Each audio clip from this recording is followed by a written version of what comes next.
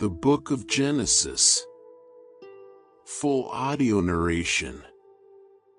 The story of creation. In the beginning, God created the heavens and the earth.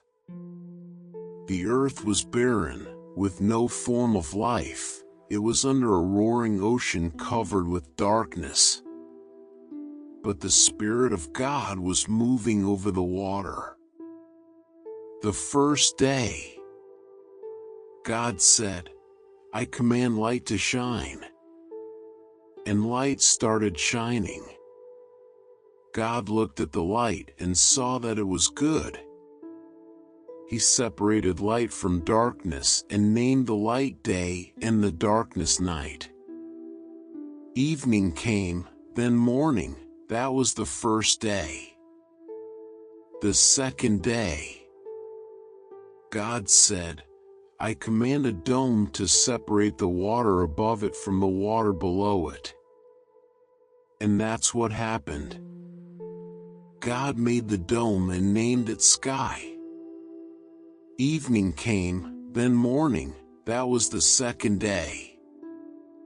The third day, God said, "I command the water under the sky to come together in one place, so there will be dry ground." And that's what happened.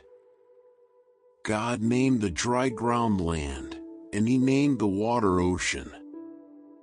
God looked at what He had done and saw that it was good. God said, "I command the earth to produce all kinds of plants, including fruit trees and grain." And that's what happened. The earth produced all kinds of vegetation. God looked at what He had done, and it was good. Evening came, then morning. That was the third day. The fourth day, God said, "I command lights to appear in the sky and to separate day from night and to show the time for seasons, special days, and years. I command them to shine on the earth." And that's what happened. God made two powerful lights, the brighter one to rule the day and the other, to rule the night. He also made the stars. Then God put these lights in the sky to shine on the earth, to rule day and night, and to separate light from darkness. God looked at what He had done, and it was good. Evening came, then morning. That was the fourth day.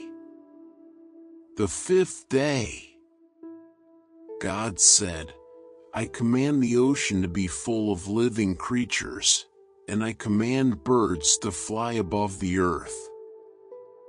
So God made the giant sea monsters and all the living creatures that swim in the ocean. He also made every kind of bird. God looked at what He had done, and it was good. Then He gave the living creatures His blessing. He told the ocean creatures to increase and live everywhere in the ocean, and the birds to increase everywhere on earth. Evening came, then morning. That was the fifth day.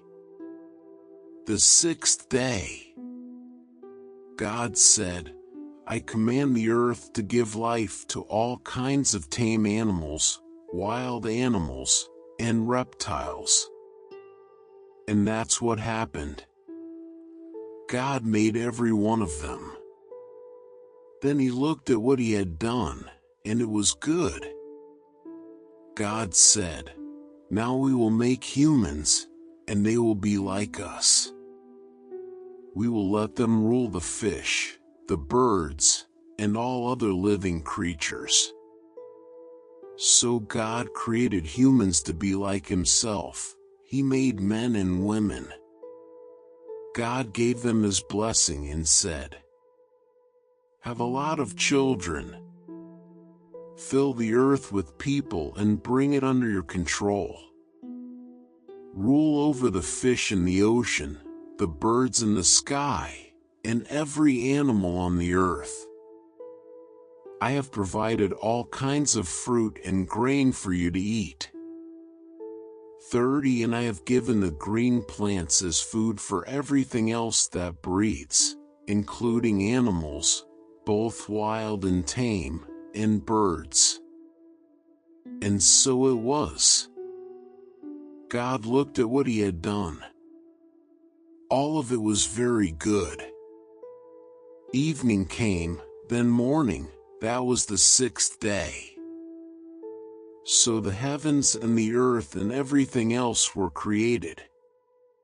The 7th day. By the 7th day God had finished his work, and so he rested. God blessed the 7th day and made it special, because on that day he rested from his work. That's how God created the heavens and the earth. The Garden of Eden. When the Lord God made the heavens and the earth, no grass or plants were growing anywhere. God had not yet sent any rain, and there was no one to work the land. But streams came up from the ground and watered the earth. The Lord God took some soil from the ground and made a man. God breathed life into the man, and the man started breathing. The Lord made a garden in a place called Eden, which was in the east, and he put the man there.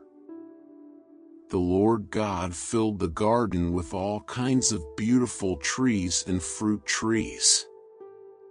2 other trees were in the middle of the garden. One of these gave life, the other gave the wisdom to know the difference between right and wrong. From Eden a river flowed out to water the garden, then it divided into 4 rivers. The first one is the Pishon River that flows through the land of Havilah, where pure gold, rare perfumes, and precious stones are found. The second is the Gihon River that winds through Ethiopia. The Tigris River that flows east of Assyria is the third, and the fourth is the Euphrates River. The Lord God put the man in the Garden of Eden to take care of it and to look after it. But the Lord told him, "You may eat fruit from any tree in the garden, except the one that has the power to let you know the difference between right and wrong. If you eat any fruit from that tree, you will die before the day is over." The Lord God said, "It isn't good for the man to live alone. I will make a suitable partner for him." So the Lord took some soil and made animals and birds. He brought them to the man to see what names he would give each of them. Then the man named the tame animals and the birds and the wild animals. That's how they got their names. None of these was the right kind of partner for the man. So the Lord God made him fall into a deep sleep, and he took out one of the man's ribs. Then after closing the man's side, the Lord made a woman out of the rib. The Lord God brought her to the man, and the man exclaimed, "Here is someone like me. She is part of my body, my own flesh and bones. She came from me, a man. So I will name her woman. That's why a man will leave his own father and mother. He marries a woman, and the 2 of them become like one person." Although the man and his wife were both naked, they were not ashamed. The first sin. The snake was sneakier than any of the other wild animals that the Lord God had made. One day it came to the woman and asked, "Did God tell you not to eat fruit from any tree in the garden?" The woman answered, "God said we could eat fruit from any tree in the garden, except the one in the middle. He told us not to eat fruit from that tree or even to touch it. If we do, we will die." "No, you won't," the snake replied. "God understands what will happen on the day you eat fruit from that tree. You will see what you have done, and you will know the difference between right and wrong, just as God does." The woman stared at the fruit. It looked beautiful and tasty. She wanted the wisdom that it would give her, and she ate some of the fruit. Her husband was there with her, so she gave some to him, and he ate it too. At once they saw what they had done, and they realized they were naked. Then they sewed fig leaves together to cover themselves. Late in the afternoon, when the breeze began to blow, the man and woman heard the Lord God walking in the garden. So they hid behind some trees. Sin brings a curse. The Lord God called out to the man and asked, "Where are you?" The man answered, "I was naked, and when I heard you walking through the garden, I was frightened and hid." "How did you know you were naked?" God asked. "Did you eat any fruit from that tree in the middle of the garden?" "It was the woman you put here with me," the man said. "She gave me some of the fruit, and I ate it." The Lord God then asked the woman, "What have you done?" "The snake tricked me," she answered, "and I ate some of that fruit." So the Lord God said to the snake, "Because of what you have done, you will be the only animal to suffer this curse. For as long as you live, you will crawl on your stomach and eat dirt. You and this woman will hate each other. Your descendants and hers will always be enemies. One of hers will strike you on the head, and you will strike him on the heel."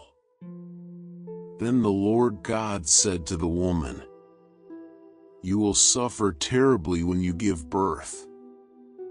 But you will still desire your husband, and he will rule over you." The Lord said to the man, "You listened to your wife and ate the fruit I told you not to eat. And so, the ground will be under a curse because of what you did. As long as you live, you will have to struggle to grow enough food. Your food will be plants, but the ground will produce thorns and thistles. You will sweat all your life to earn a living. You were made out of soil, and you will once again turn into soil." The man named his wife Eve because she would become the mother of all who live. Then the Lord God made clothes out of animal skins for the man and his wife. The Lord said, "They now know the difference between right and wrong, just as we do.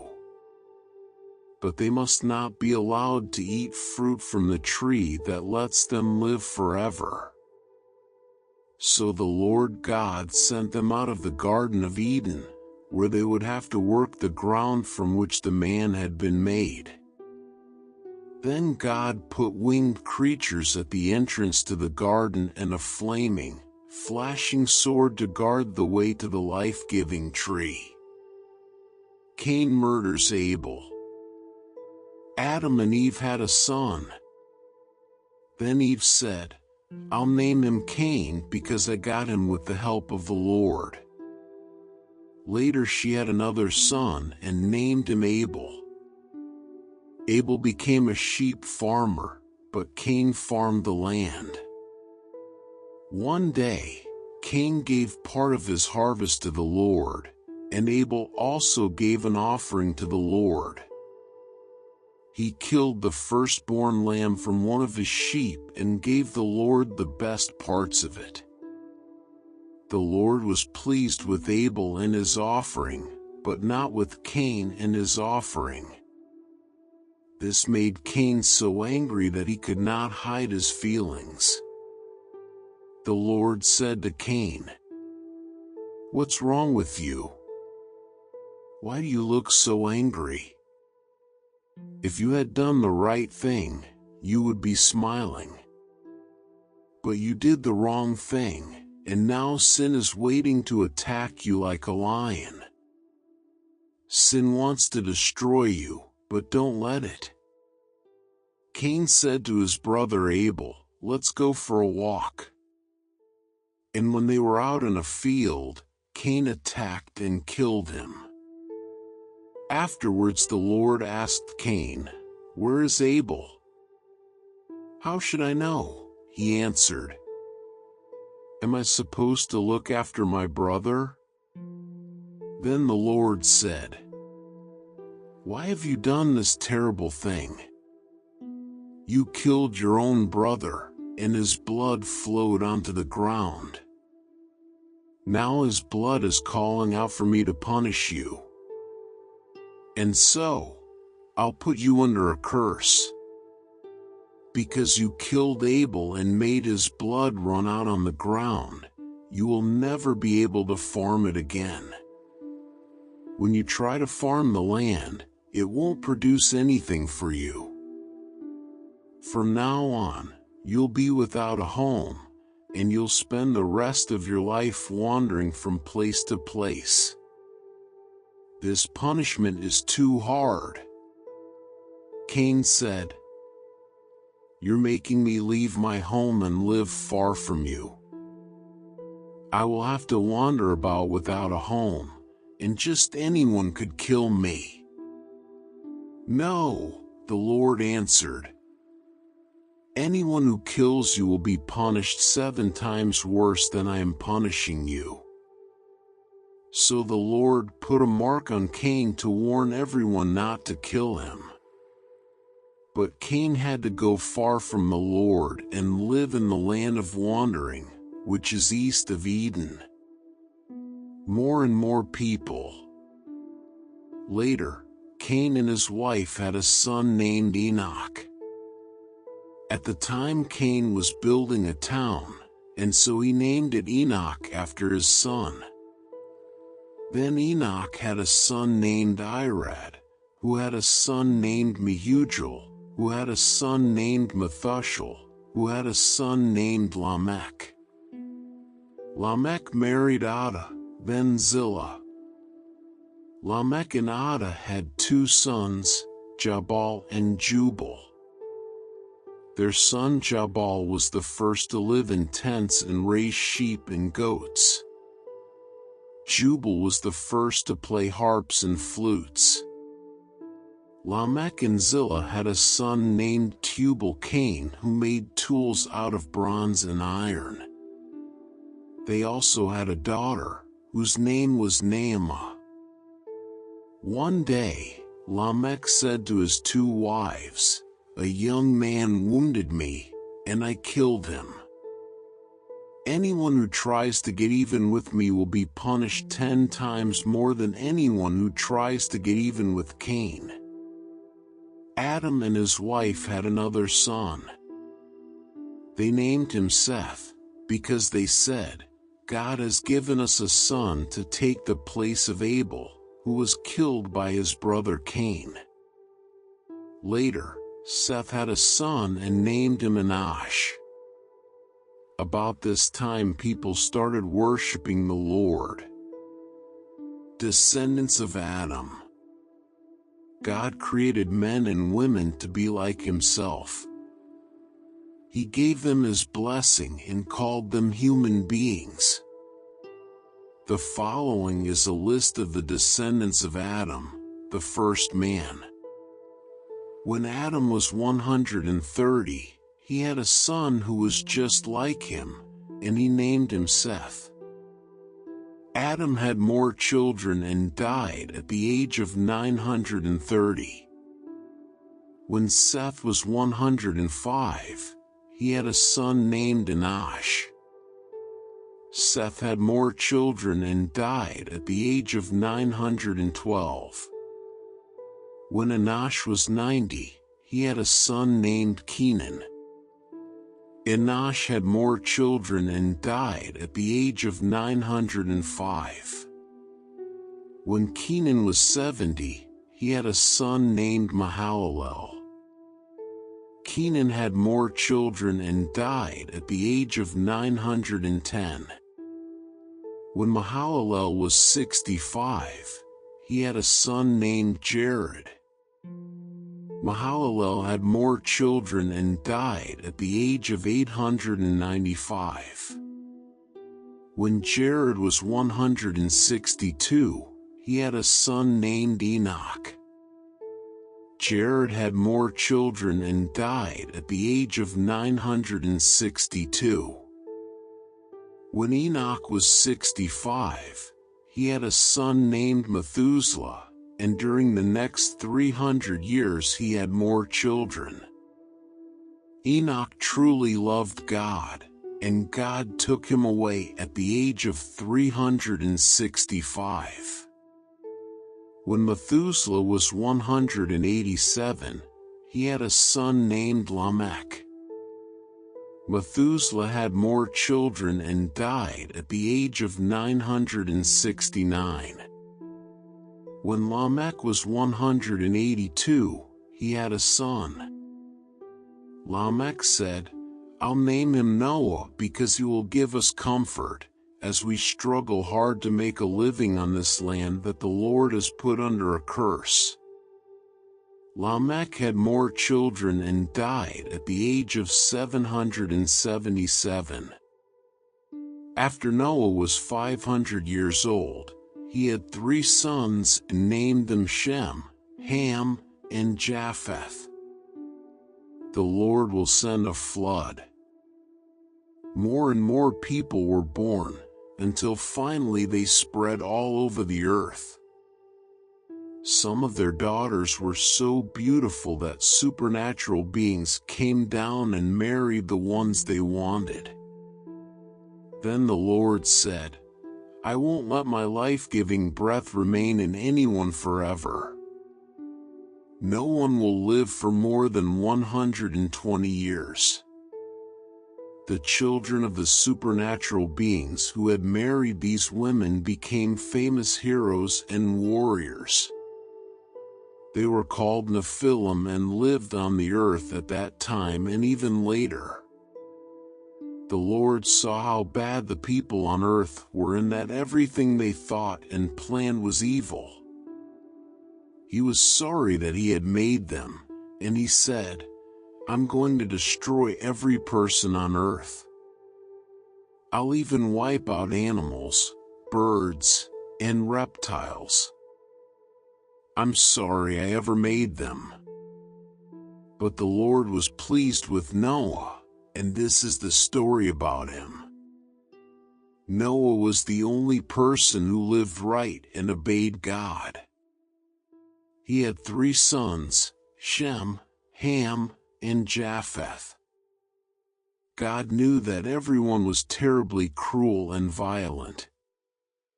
So he told Noah, "Cruelty and violence have spread everywhere. Now I'm going to destroy the whole earth and all its people. Get some good lumber and build a boat. Put rooms in it and cover it with tar inside and out. Make it 133 meters long, 22 meters wide, and 13 meters high. Build a roof on the boat and leave a space of about 44 centimeters between the roof and the sides. Make the boat 3 stories high and put a door on one side. I'm going to send a flood that will destroy everything that breathes. Nothing will be left alive. But I solemnly promise that you, your wife, your sons, and your daughters-in-law will be kept safe in the boat.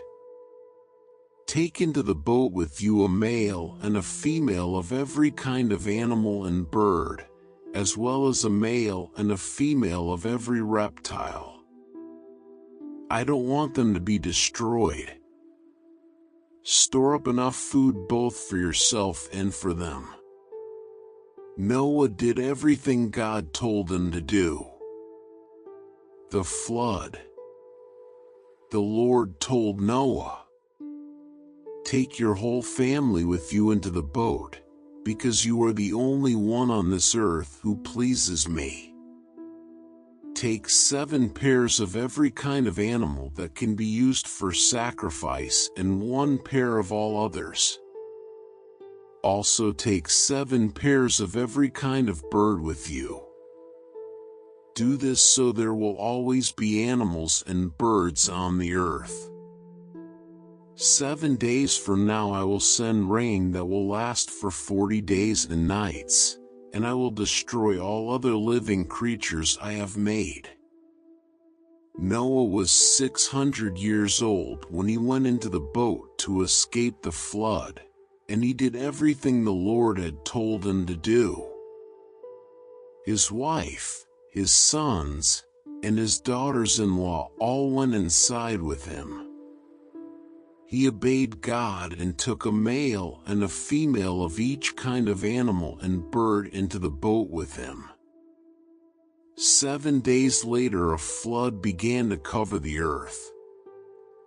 The water under the earth started gushing out everywhere, the sky opened like windows, and rain poured down for 40 days and nights. All this began on the 17th day of the 2nd month of the year. On that day Noah and his wife went into the boat with their 3 sons, Shem, Ham, and Japheth, and their wives. They took along every kind of animal, tame and wild, including the birds.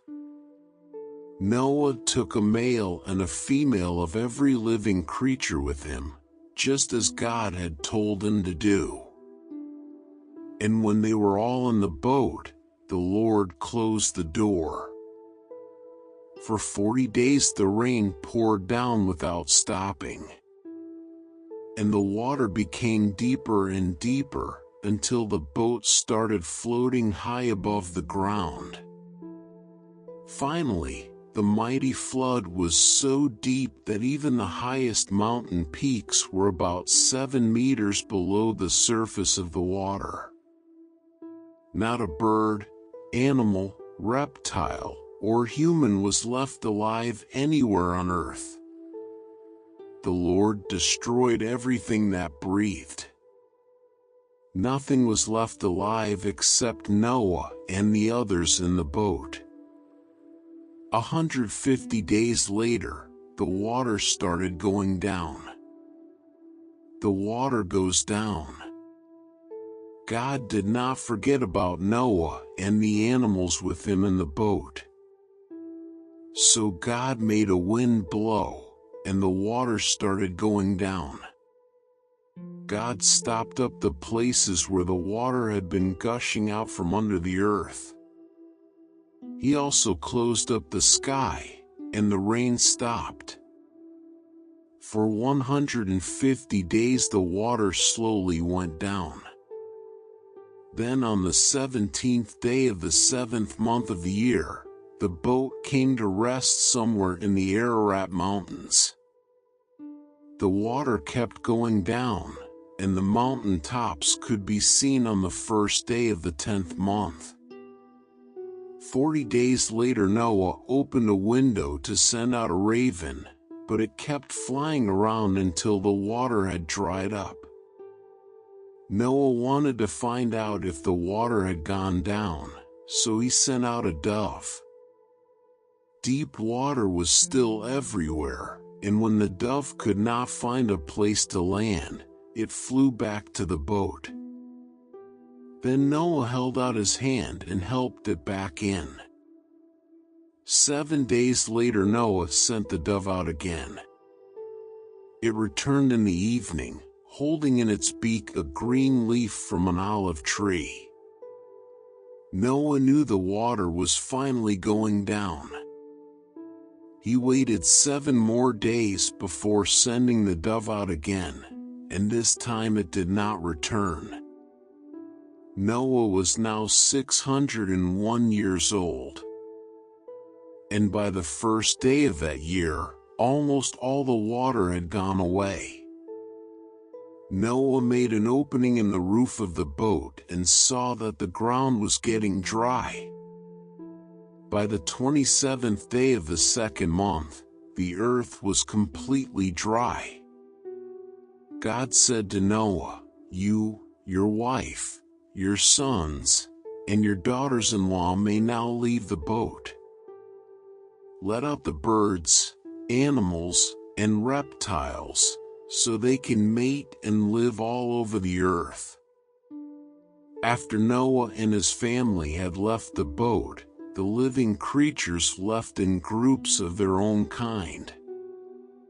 The Lord's promise for the earth. Noah built an altar where he could offer sacrifices to the Lord. Then he offered on the altar one of each kind of animal and bird that could be used for a sacrifice. The smell of the burning offering pleased the Lord, and he said, "Never again will I punish the earth for the sinful things its people do. All of them have evil thoughts from the time they are young, but I will never destroy everything that breathes, as I did this time. As long as the earth remains, there will be planting and harvest, cold and heat, winter and summer, day and night." God's promise to Noah. God said to Noah and his sons, "I am giving you my blessing. Have a lot of children and grandchildren, so people will live everywhere on this earth. All animals, birds, reptiles, and fish will be afraid of you. I have placed them under your control, and I have given them to you for food. From now on, you may eat them, as well as the green plants that you have always eaten. But life is in the blood, and you must not eat any meat that still has blood in it. I created humans to be like me, and I will punish any animal or person that takes a human life. If an animal kills someone, that animal must die. And if a person takes the life of another, that person must be put to death. I want you and your descendants to have many children, so people will live everywhere on earth." Again, God said to Noah and his sons, "I am going to make a solemn promise to you and to everyone who will live after you. This includes the birds and the animals that came out of the boat. I promise every living creature that the earth and those living on it will never again be destroyed by a flood. The rainbow that I have put in the sky will be my sign to you and to every living creature on earth. It will remind you that I will keep this promise forever. When I send clouds over the earth, and a rainbow appears in the sky, I will remember my promise to you and to all other living creatures. Never again will I let floodwaters destroy all life. When I see the rainbow in the sky, I will always remember the promise that I have made to every living creature. The rainbow will be the sign of that solemn promise." Noah and his family. Noah and his sons, Shem, Ham, and Japheth, left the boat. Ham later had a son named Canaan. All people on earth are descendants of Noah's 3 sons. Noah farmed the land and was the first to plant a vineyard. One day he got drunk and was lying naked in his tent. Ham entered the tent and saw him naked, then went back outside and told his brothers. Shem and Japheth put a robe over their shoulders and walked backwards into the tent. Without looking at their father, they placed it over his body. When Noah sobered up and learned what his youngest son had done, he said, "I now put a curse on Canaan. He will be the lowest slave of his brothers. I ask the Lord my God to bless Shem and make Canaan his slave. I pray God will give Japheth more and more land, and let him take over the territory of Shem. May Canaan be his slave." Noah lived 350 years after the flood and died at the age of 950. Chapter 10. The descendants of Noah. After the flood, Shem, Ham, and Japheth had many descendants. The descendants of Japheth. Japheth's descendants had their own languages, tribes, and land. They were Gomer, Magog, Madai, Javan, Tubal, Meshech, and Tiras. Gomer was the ancestor of Ashkenaz, Riphath, and Togarmah. Javan was the ancestor of Elisha, Tarshish, Kittim, and Dodanim, who settled along the coast. The descendants of Ham. Ham's descendants had their own languages, tribes, and land. They were Ethiopia, Egypt, Put, and Canaan. Cush was the ancestor of Saba, Havilah, Sabta, Rama, and Sabteka. Rama was the ancestor of Sheba and Dedan. Cush was also the ancestor of Nimrod, a mighty warrior whose strength came from the Lord. This is why people say, "You hunt like Nimrod with the strength of the Lord." Nimrod first ruled in Babylon, Erech, and Akkad, all of which were in Babylonia. From there, Nimrod went to Assyria and built the great city of Nineveh. He also built Rehoboth-ir and Calah, as well as Rezin, which is between Nineveh and Calah. Egypt was the ancestor of Ludim, Anamim, Lehabim, Naphtuhim, Pathrusim, Casluim, and Caphtorim, the ancestor of the Philistines. Canaan's sons were Sidon and Het. Canaan was also the ancestor of the Jebusites, the Amorites, the Girgashites, the Hivites, the Archites, the Sinites, the Arvadites, the Zemarites, and the Hamathites. Later, the Canaanites spread from the territory of Sidon and settled as far away as Gaza in the direction of Gerar. They also went as far as Lasha in the direction of Sodom, Gomorrah, Admah, and Zeboim. The descendants of Shem.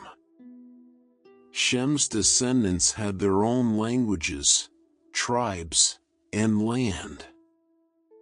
He was the older brother of Japheth and the ancestor of the tribes of Eber. Shem was the ancestor of Elam, Ashur, Arpachshad, Lud, and Aram.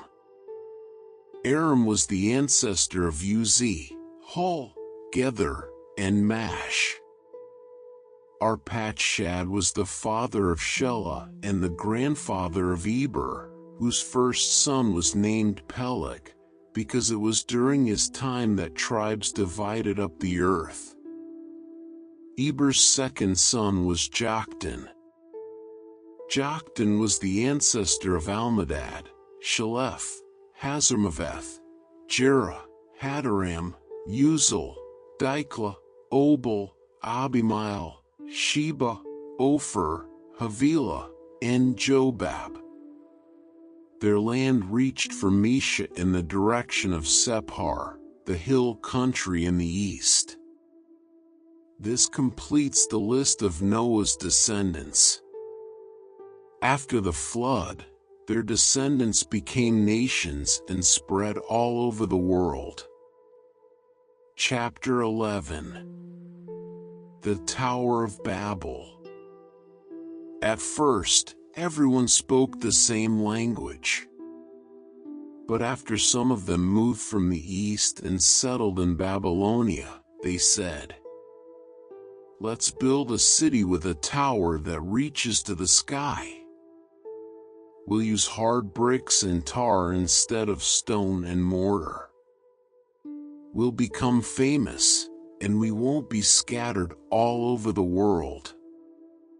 But when the Lord came down to look at the city and the tower, he said, "These people are working together because they all speak the same language.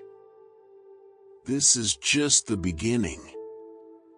Soon they will be able to do anything they want. Let's go down and confuse them. We'll make them speak different languages, and they won't be able to understand each other." So the people had to stop building the city, because the Lord confused their language and scattered them all over the earth. That's how the city of Babel got its name. The descendants of Shem.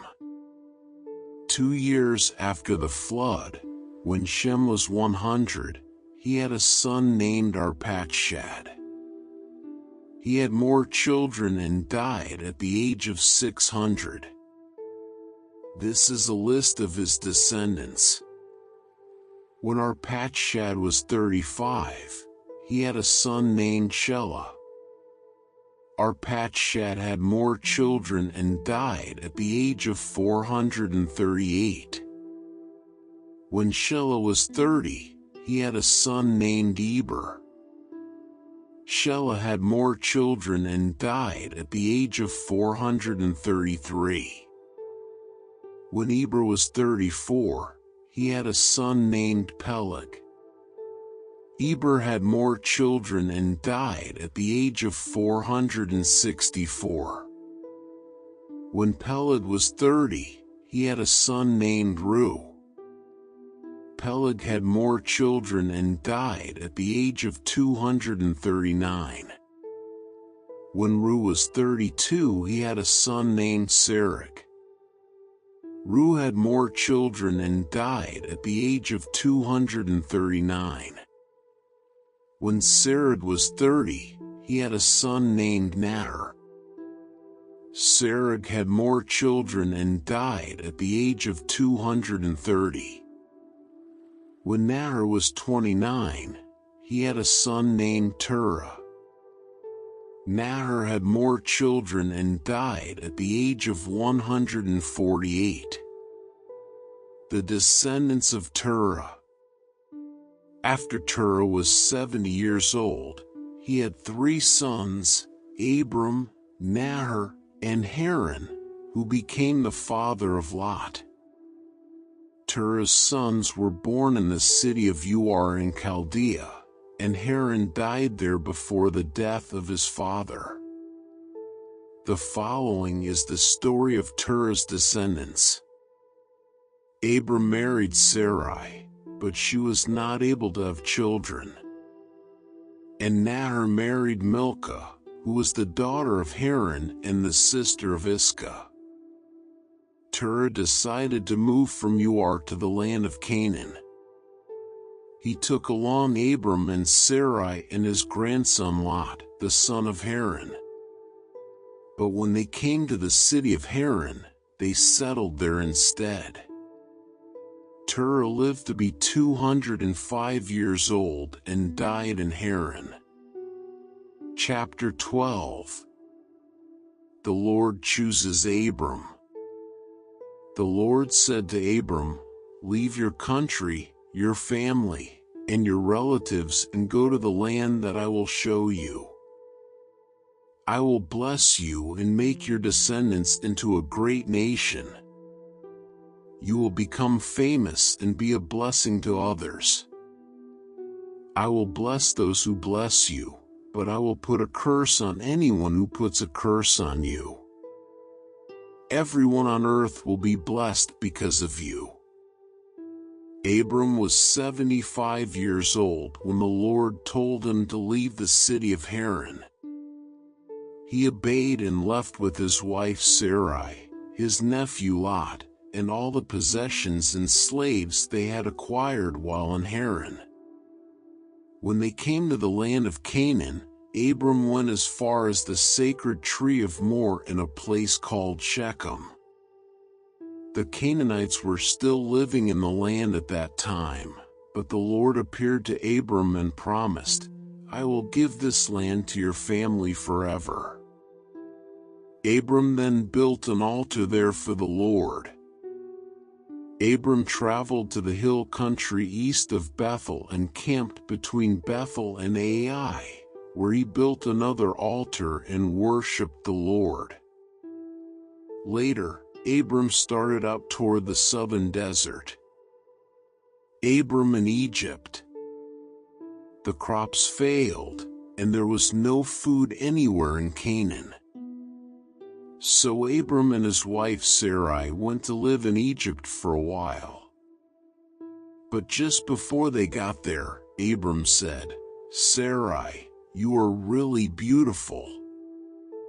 When the Egyptians see you, they will murder me because I am your husband. But they won't kill you. Please save my life by saying you are my sister." As soon as Abram and Sarai arrived in Egypt, the Egyptians noticed how beautiful she was. The king's officials told him about her, and she was taken to his house. The king was good to Abram because of Sarai, and Abram was given sheep, cattle, donkeys, slaves, and camels. Because of Sarai, the Lord struck the king and everyone in his palace with terrible diseases. Finally, the king sent for Abram and said to him, "What have you done to me? Why didn't you tell me Sarai was your wife? Why did you make me believe she was your sister? Now I've married her. Take her and go. She's your wife." So the king told his men to let Abram and Sarai take their possessions and leave. Chapter 13. Abram and Lot separate. Abram and Sarai took everything they owned and went to the southern desert. Lot went with them. Abram was very rich. He owned many cattle, sheep, and goats, and had a lot of silver and gold. Abram moved from place to place in the southern desert.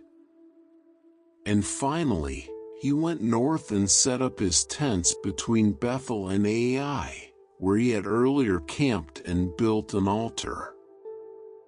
There he worshipped the Lord.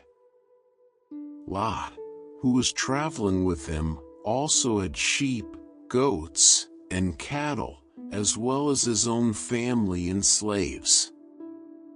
At this time the Canaanites and the Perizzites were still living in the same area, and so there wasn't enough pasture land left for Abram and Lot with all of their animals.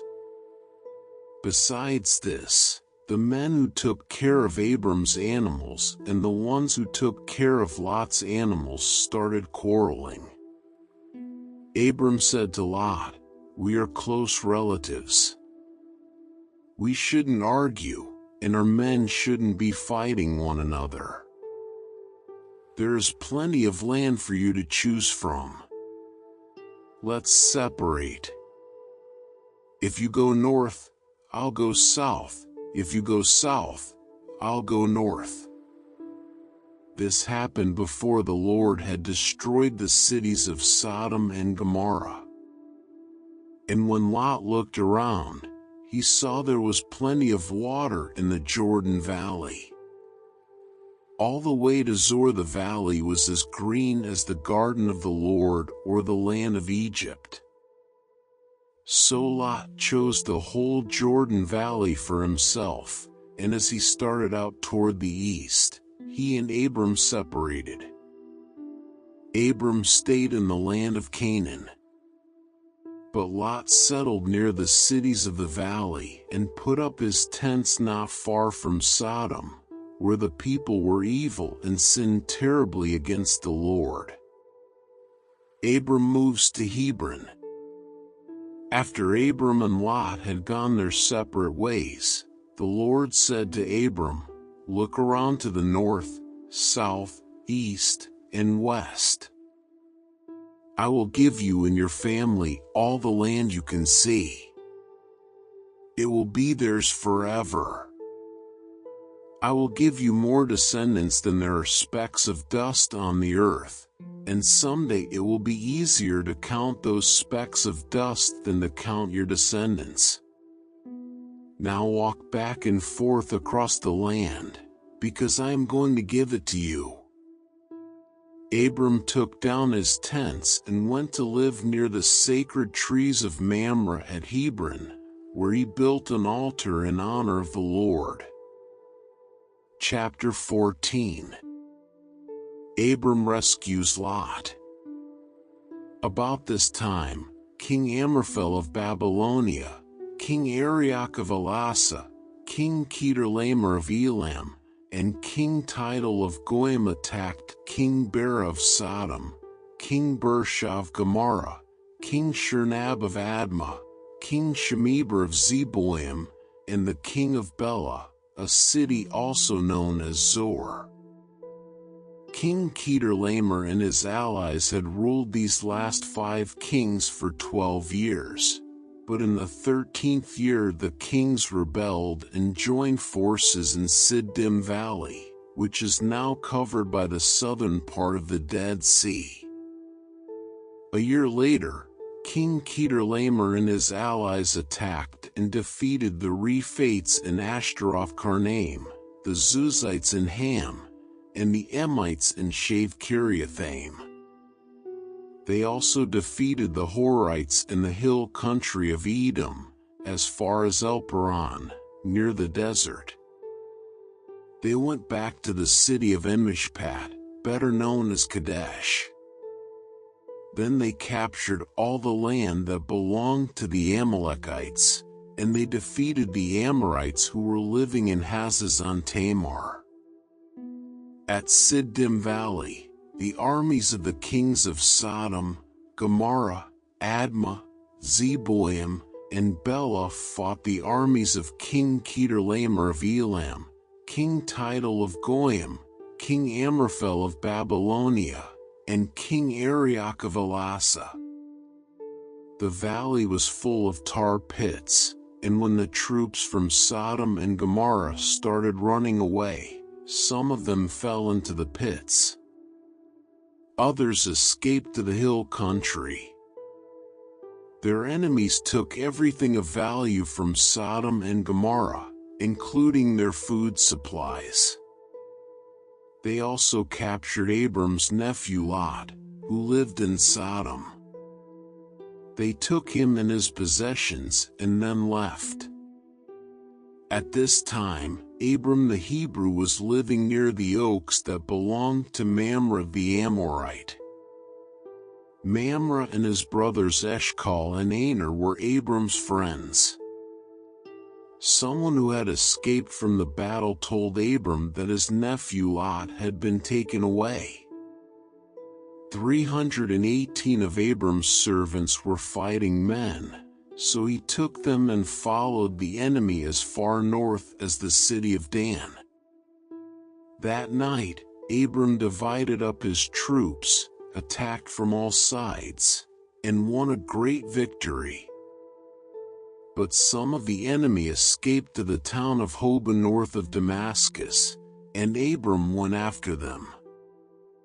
He brought back his nephew Lot, together with Lot's possessions and the women and everyone else who had been captured. Abram is blessed by Melchizedek. Abram returned after he had defeated King Chedorlaomer and the other kings. Then the king of Sodom went to meet Abram in Shave Valley, which is also known as King's Valley. King Melchizedek of Salem was a priest of God Most High. He brought out some bread and wine and said to Abram, "I bless you in the name of God Most High, Creator of heaven and earth. All praise belongs to God Most High for helping you defeat your enemies." Then Abram gave Melchizedek a tenth of everything. The king of Sodom said to Abram, "All I want are my people. You can keep everything else." Abram answered, "The Lord God Most High made the heavens and the earth. And I have promised him that I won't keep anything of yours, not even a sandal strap or a piece of thread. Then you can never say that you are the one who made me rich. Let my share be the food that my men have eaten." But Aner, Eshcol, and Mamre went with me, so give them their share of what we brought back. Chapter 15. The Lord's promise to Abram. Later the Lord spoke to Abram in a vision, "Abram, don't be afraid. I will protect you and reward you greatly." But Abram answered, "Lord all-powerful, you have given me everything I could ask for, except children. And when I die, Eliezer of Damascus will get all I own. You have not given me any children, and this servant of mine will inherit everything." The Lord replied, "No, he won't. You will have a son of your own, and everything you have will be his." Then the Lord took Abram outside and said, "Look at the sky and see if you can count the stars.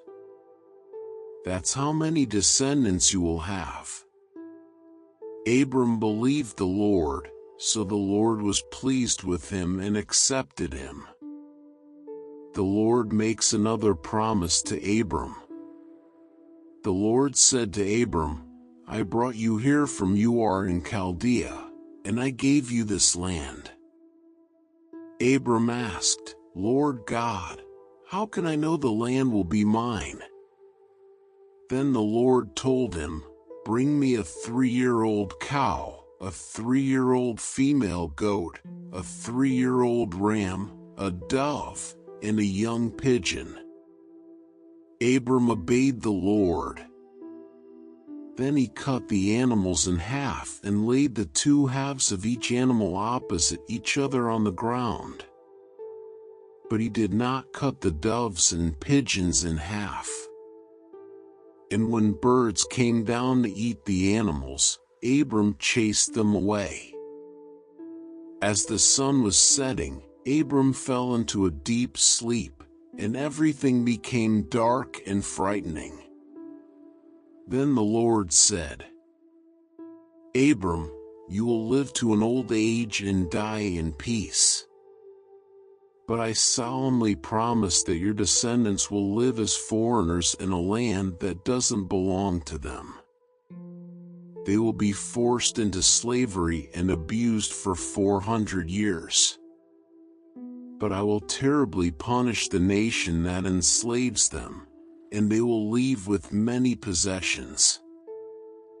For generations later, your descendants will return here and take this land, because only then will the people who live here be so sinful that they deserve to be punished. Sometime after sunset, when it was very dark, a smoking cooking pot and a flaming fire passed between the two halves of each animal. At that time, the Lord made an agreement with Abram and told him, I will give your descendants the land east of the Shire River on the border of Egypt as far as the Euphrates River. They will possess the land of the Kenite, the Kenizzites, the Cadmonites, the Hittites, the Perizzites, the Rephaites, the Amorites, the Canaanites, the Girgashites, and the Jebusites. Chapter 16. Hagar and Ishmael. Abram's wife Sarai had not been able to have any children, but she owned a young Egyptian slave woman named Hagar, and Sarai said to Abram, The Lord has not given me any children. Sleep with my slave, and if she has a child, it will be mine. Abram agreed, and Sarai gave him Hagar to be his wife. This happened after Abram had lived in the land of Canaan for 10 years. Later, when Hagar knew she was going to have a baby, she became proud and treated Sarai hatefully. Then Sarai said to Abram, It's all your fault. I gave you my slave woman, but she has been hateful to me ever since she found out she was pregnant. You have done me wrong, and you will have to answer to the Lord for this. Abram said, All right. She's your slave, do whatever you want with her. Then Sarai began treating Hagar so harshly that she finally ran away. Hagar stopped to rest at a spring in the desert on the road to Shur. While she was there, the angel of the Lord came to her and asked, Hagar, where have you come from, and where are you going? She answered, I'm running away from Sarai, my owner. The angel said, Go back to Sarai and be her slave. I will give you a son, who will be called Ishmael, because I have heard your cry for help. And someday I will give you so many descendants that no one will be able to count them all. But your son will live far from his relatives. He will be like a wild donkey, fighting everyone, and everyone fighting him. Hagar thought, Have I really seen God and lived to tell about it? So from then on she called him, the God who sees me. That's why people call the well between Kadesh and Bered, the well of the living one who sees me. Abram was 86 years old when Hagar gave birth to their son, and he named him Ishmael. Chapter 17. God's promise to Abraham.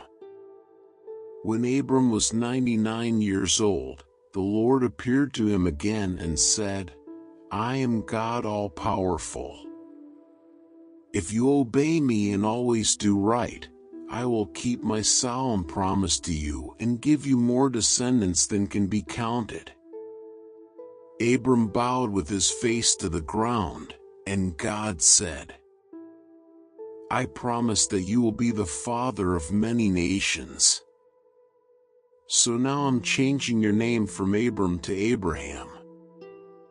I will give you a lot of descendants, and they will become great nations. Some of them will even be kings. I will always keep the promise I have made to you and your descendants, because I am your God and their God. I will give you and them the land in which you are now a foreigner. I will give the whole land of Canaan to your family forever, and I will be their God. Abraham, you and all future members of your family must promise to obey me. As the sign that you are keeping this promise, you must circumcise every man and boy in your family. From now on, your family must circumcise every baby boy when he is 8 days old. You must even circumcise any man or boy you have as a slave, both those born in your homes and those you buy from foreigners. This will be a sign that my promise to you will last forever. Any man who isn't circumcised hasn't kept his part of the promise and cannot be one of my people. Abraham, from now on your wife's name will be Sarah instead of Sarai. I will bless her, and you will have a son by her. She will become the mother of nations, and some of her descendants will even be kings. Abraham bowed with his face to the ground and thought, I am almost 100 years old. How can I become a father? And Sarah is 90. How can she have a child? So he started laughing. Then he asked God, why not let Ishmael inherit what you have promised me?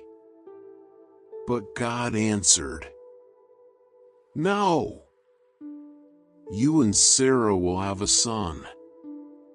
His name will be Isaac, and I will make an everlasting promise to him and his descendants. However, I have heard what you asked me to do for Ishmael, and so I will also bless him with many descendants. He will be the father of 12 princes, and I will make his family a great nation. But your son Isaac will be born about this time next year, and the promise I am making to you and your family will be for him and his descendants forever. God finished speaking to Abraham and then left. On that same day Abraham obeyed God by circumcising Ishmael. Abraham was also circumcised, and so were all the other men and boys in his household, including his servants and slaves. He was 99 years old at the time, and his son Ishmael was 13. Chapter 18. The Lord promises Abraham a son. One hot summer afternoon, while Abraham was sitting by the entrance to his tent near the sacred trees of Mamre, the Lord appeared to him. Abraham looked up and saw 3 men standing nearby. He quickly ran to meet them, bowed with his face to the ground, and said, "Please come to my home where I can serve you. I'll have some water brought, so you can wash your feet, then you can rest under a tree. Let me get you some food to give you strength before you leave. I would be honored to serve you." "Thank you very much," they answered. "We accept your offer." Abraham went quickly to his tent and said to Sarah, "Hurry. Get a large sack of flour and make some bread." After saying this, he rushed off to his herd of cattle and picked out one of the best calves, which his servant quickly prepared. He then served his guests some yogurt and milk together with the meat. While they were eating, he stood near them under the tree, and they asked, "Where's your wife Sarah?" "She is right there in the tent," Abraham answered. One of the guests was the Lord, and he said, "I'll come back about this time next year, and when I do, Sarah will already have a son." Sarah was behind Abraham, listening at the entrance to the tent. Abraham and Sarah were very old, and Sarah was well past the age for having children. So she laughed and said to herself, "Now that I am worn out and my husband is old, will I really know such happiness?" The Lord asked Abraham, "Why did Sarah laugh? Does she doubt that she can have a child in her old age? I am the Lord.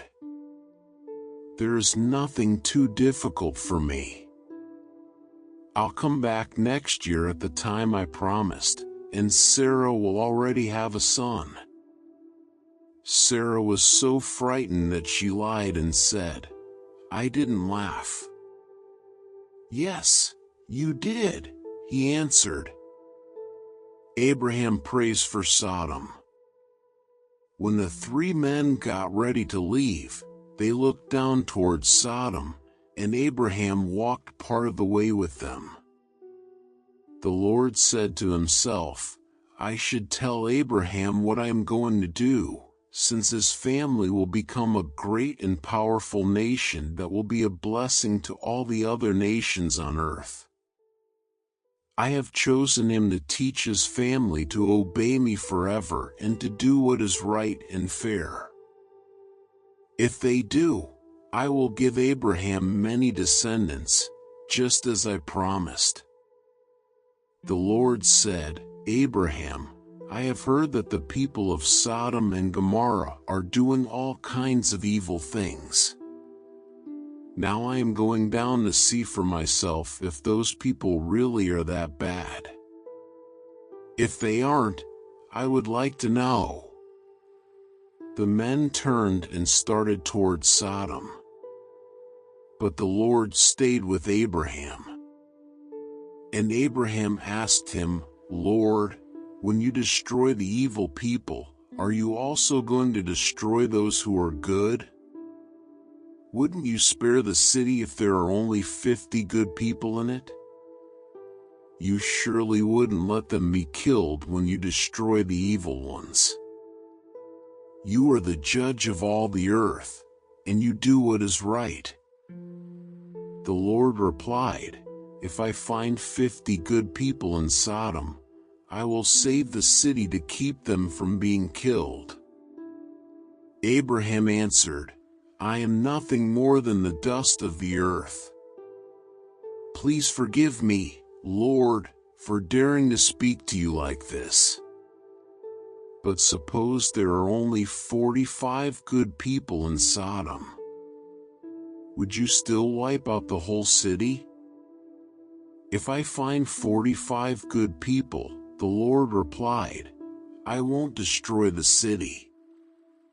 Suppose there are just 40 good people?" Abraham asked. "Even for them," the Lord replied, "I won't destroy the city." Abraham said, "Please don't be angry, Lord, if I ask you what you will do if there are only 30 good people in the city." "If I find 30, the Lord replied, I still won't destroy it." Then Abraham said, "I don't have any right to ask you, Lord, but what would you do if you find only 20? "Because of them, I won't destroy the city," was the Lord's answer. Finally, Abraham said, "Please don't get angry, Lord, if I speak just once more. Suppose you find only 10 good people there." For the sake of 10 good people, the Lord told him, "I still won't destroy the city." After speaking with Abraham, the Lord left, and Abraham went back home. Chapter 19. The Evil City of Sodom. That evening, while Lot was sitting near the city gate, the two angels arrived in Sodom. When Lot saw them, he got up, bowed down low, and said, "Gentlemen, I am your servant. Please come to my home." You can wash your feet, spend the night, and be on your way in the morning." They told him, "No, we'll spend the night in the city square." But Lot kept insisting, until they finally agreed and went home with him. He quickly baked some bread, cooked a meal, and they ate. Before Lot and his guests could go to bed, every man in Sodom, young and old, came and stood outside his house and started shouting, "Where are your visitors? Send them out, so we can have sex with them." Lot went outside and shut the door behind him. Then he said, "Friends, please don't do such a terrible thing. I have 2 daughters who have never had sex. I'll bring them out, and you can do what you want with them. But don't harm these men. They are guests in my home." "Don't get in our way," the crowd answered. "You're a foreigner. What right do you have to order us around? We'll do worse things to you than we're going to do to them." The crowd kept arguing with Lot. Finally, they rushed toward the door to break it down. But the 2 angels in the house reached out and pulled Lot safely inside. Then they struck blind everyone in the crowd, and none of them could even find the door. The 2 angels said to Lot, "The Lord has heard many terrible things about the people of Sodom, and he has sent us here to destroy the city. Take your family and leave. Take every relative you have in the city, as well as the men your daughters are going to marry." Lot went to the men who were engaged to his daughters and said, "Hurry up and get out of here. The Lord is going to destroy this city." But they thought he was joking, and they laughed at him. Early the next morning, the 2 angels tried to make Lot hurry and leave. They said, "Take your wife and your 2 daughters and get away from here as fast as you can. If you don't, every one of you will be killed when the Lord destroys the city." At first, Lot just stood there. But the Lord wanted to save him. So the angels took Lot, his wife, and his 2 daughters by the hand and led them out of the city. When they were outside, one of the angels said, "Run for your lives. Don't even look back. And don't stop in the valley. Run to the hills, where you'll be safe." Lot answered, "You have done us a great favor, sir. You have saved our lives, but please don't make us go to the hills. That's too far away. The city will be destroyed before we can get there, and we will be killed when it happens. There's a town near here. It's only a small place, but my family and I will be safe if you let us go there." "All right, go there," he answered. "I won't destroy that town. Hurry! Run! I can't do anything until you are safely there." The town was later called Zoar because Lot had said it was small. Sodom and Gomorrah are destroyed. The sun was coming up as Lot reached the town of Zoar, and the Lord sent burning sulfur down like rain on Sodom and Gomorrah. He destroyed those cities and everyone who lived in them, as well as their land and the trees and grass that grew there. On the way, Lot's wife looked back and was turned into a block of salt. That same morning Abraham got up and went to the place where he had stood and spoken with the Lord. He looked down towards Sodom and Gomorrah and saw smoke rising from all over the land. It was like a flaming furnace. When God destroyed the cities of the valley where Lot lived, he remembered his promise to Abraham and saved Lot from the terrible destruction. Moab and Ammon. Lot was afraid to stay on Endor.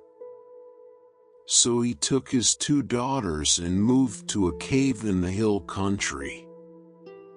One day his older daughter said to her sister, "Our father is old, and there are no men anywhere for us to marry. Let's get our father drunk. Then we can sleep with him and have children." That night they got their father drunk, and the older daughter got in bed with him, but he was too drunk even to know she was there. The next day the older daughter said to her sister, "I slept with my father last night. We'll get him drunk again tonight, so you can sleep with him, and we can each have a child." That night they got their father drunk, and this time the younger sister slept with him. But once again he was too drunk even to know she was there. That's how Lot's 2 daughters had children. The older daughter named her son Moab, and he is the ancestor of the Moabites. The younger daughter named her son Ben-Ammi, and he is the ancestor of the Ammonites. Chapter 20. Abraham and Sarah at Gerar. Abraham moved to the southern desert, where he settled between Kadesh and Shur. Later, he went to Gerar, and while there, he told everyone that his wife Sarah was his sister. So King Abimelech of Gerar had Sarah brought to him. But God came to Abimelech in a dream and said, "You have taken a married woman into your home, and for this you will die." Abimelech said to the Lord, "Don't kill me. I haven't slept with Sarah. Didn't they say they were brother and sister? I am completely innocent." Then God continued, "I know you are innocent. That's why I kept you from sleeping with Sarah and doing anything wrong. Her husband is a prophet. Let her go back to him, and his prayers will save you from death. But if you don't return her, you and all your people will die." Early the next morning Abimelech sent for his officials, and when he told them what had happened, they were frightened. Abimelech then called on Abraham and said, "Look what you've done to us. What have I ever done to you? Why did you make me and my nation guilty of such a terrible sin? What were you thinking when you did this?" Abraham answered, "I did it because I didn't think any of you respected God, and I was sure that someone would kill me to get my wife. Besides, she is my half-sister. We have the same father, but different mothers. When God made us leave my father's home and start wandering, I told her, 'If you really love me, then tell everyone that I am your brother.'" After Abimelech had given Abraham some sheep, cattle, and slaves, he sent Sarah back and told Abraham he could settle anywhere in his country. Then he said to Sarah, "I have given your brother 1,000 pieces of silver as proof to everyone that you have done nothing wrong." Meanwhile, God had kept Abimelech's wife and slaves from having children. But Abraham prayed, and God let them start having children again. Chapter 21. Sarah has a son. The Lord was good to Sarah and kept his promise. Although Abraham was very old, Sarah had a son exactly at the time God had said. Abraham named his son Isaac, and when the boy was 8 days old, Abraham circumcised him, just as God had commanded. Abraham was 100 years old when Isaac was born, and Sarah said, "God has made me laugh. And now everyone will laugh with me." Who would have dared to tell Abraham that someday I would have a child? But in his old age, I have given him a son. The time came when Sarah no longer had to nurse Isaac, and on that day Abraham gave a big feast. Hagar and Ishmael are sent away. One day, Sarah noticed Hagar's son Ishmael playing, and she said to Abraham, "Get rid of that Egyptian slave woman and her son. I don't want him to inherit anything. It should all go to my son." Abraham was worried about Ishmael. But God said, "Abraham, don't worry about your slave woman and the boy. Just do what Sarah tells you. Isaac will inherit your family name, but the son of the slave woman is also your son, and I will make his descendants into a great nation." Early the next morning, Abraham gave Hagar an animal skin full of water and some bread. Then he put the boy on her shoulder and sent them away. They wandered around in the desert near Beersheba, and after they had run out of water, Hagar put her son under a bush. Then she sat down a long way off, because she could not bear to watch him die. And she cried bitterly. When God heard the boy crying, the angel of God called out to Hagar from heaven and said, "Hagar, why are you worried? Don't be afraid. I have heard your son crying. Help him up and hold his hand, because I will make him the father of a great nation." Then God let her see a well. So she went to the well and filled the skin with water, then gave some to her son. God blessed Ishmael, and as the boy grew older, he became an expert at hunting with his bow and arrows. He lived in the Paran desert, and his mother chose an Egyptian woman for him to marry. A peace treaty. About this time, Abimelech and his army commander Phicol said to Abraham, "God blesses everything you do. Now I want you to promise in the name of God that you will always be loyal to me and my descendants, just as I have always been loyal to you in this land where you have lived as a foreigner." And so, Abraham promised he would. One day, Abraham told Abimelech, "Some of your servants have taken over one of my wells." "This is the first I've heard about it," Abimelech replied. "Why haven't you said something before?" "I don't have any idea who did it." Abraham gave Abimelech some sheep and cattle, then the two men made a peace treaty. Abraham separated 7 female lambs from his flock of sheep, and Abimelech asked, "Why have you done this?" Abraham replied, "I want you to accept these 7 lambs as proof that I dug this well." So they called the place Beersheba, because they made a treaty there.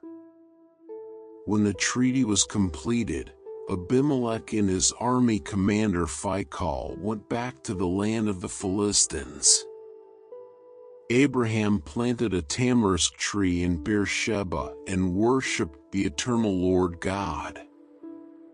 Then Abraham lived a long time as a foreigner in the land of the Philistines. Chapter 22. The Lord tells Abraham to offer Isaac as a sacrifice. Some years later, God decided to test Abraham, so he spoke to him. Abraham answered, "Here I am, Lord." The Lord said, "Go get Isaac, your only son, the one you dearly love. Take him to the land of Moriah, and I will show you a mountain where you must sacrifice him to me on the fires of an altar." So Abraham got up early the next morning and chopped wood for the fire. He put a saddle on his donkey and set out with Isaac and 2 servants for the place where God had told him to go.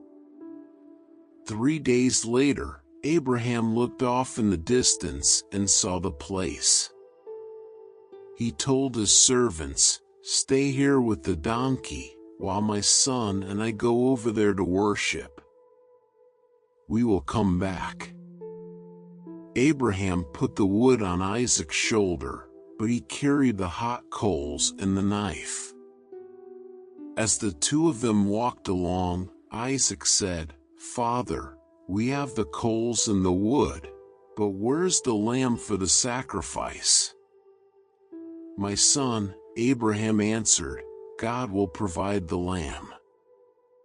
The 2 of them walked on, and when they reached the place that God had told him about, Abraham built an altar and placed the wood on it.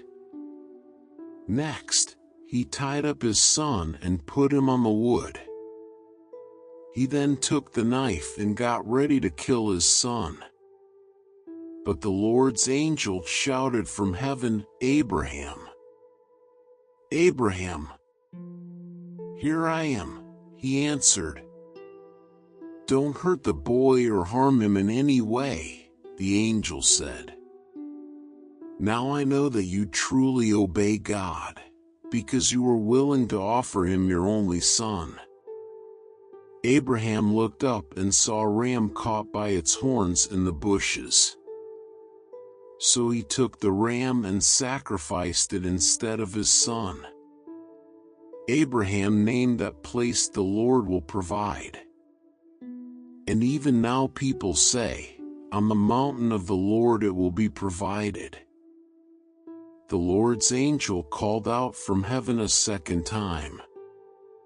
You were willing to offer your only son to the Lord, and so he makes you this solemn promise: "I will bless you and give you such a large family that someday your descendants will be more numerous than the stars in the sky or the grains of sand along the seashore. They will defeat their enemies and take over the cities where their enemies live. You have obeyed me, and so you and your descendants will be a blessing to all nations on earth." Abraham and Isaac went back to the servants who had come with him, and they returned to Abraham's home in Beersheba. The children of Nahor. Abraham's brother Nahor had married Milcah, and Abraham was later told that they had 8 sons. Uz was their firstborn, Buz was next, and then there was Kemuel, the father of Aram. Their other 5 sons were Chesed, Hazo, Pildash, Jidlaph, and Bethuel, the father of Rebekah.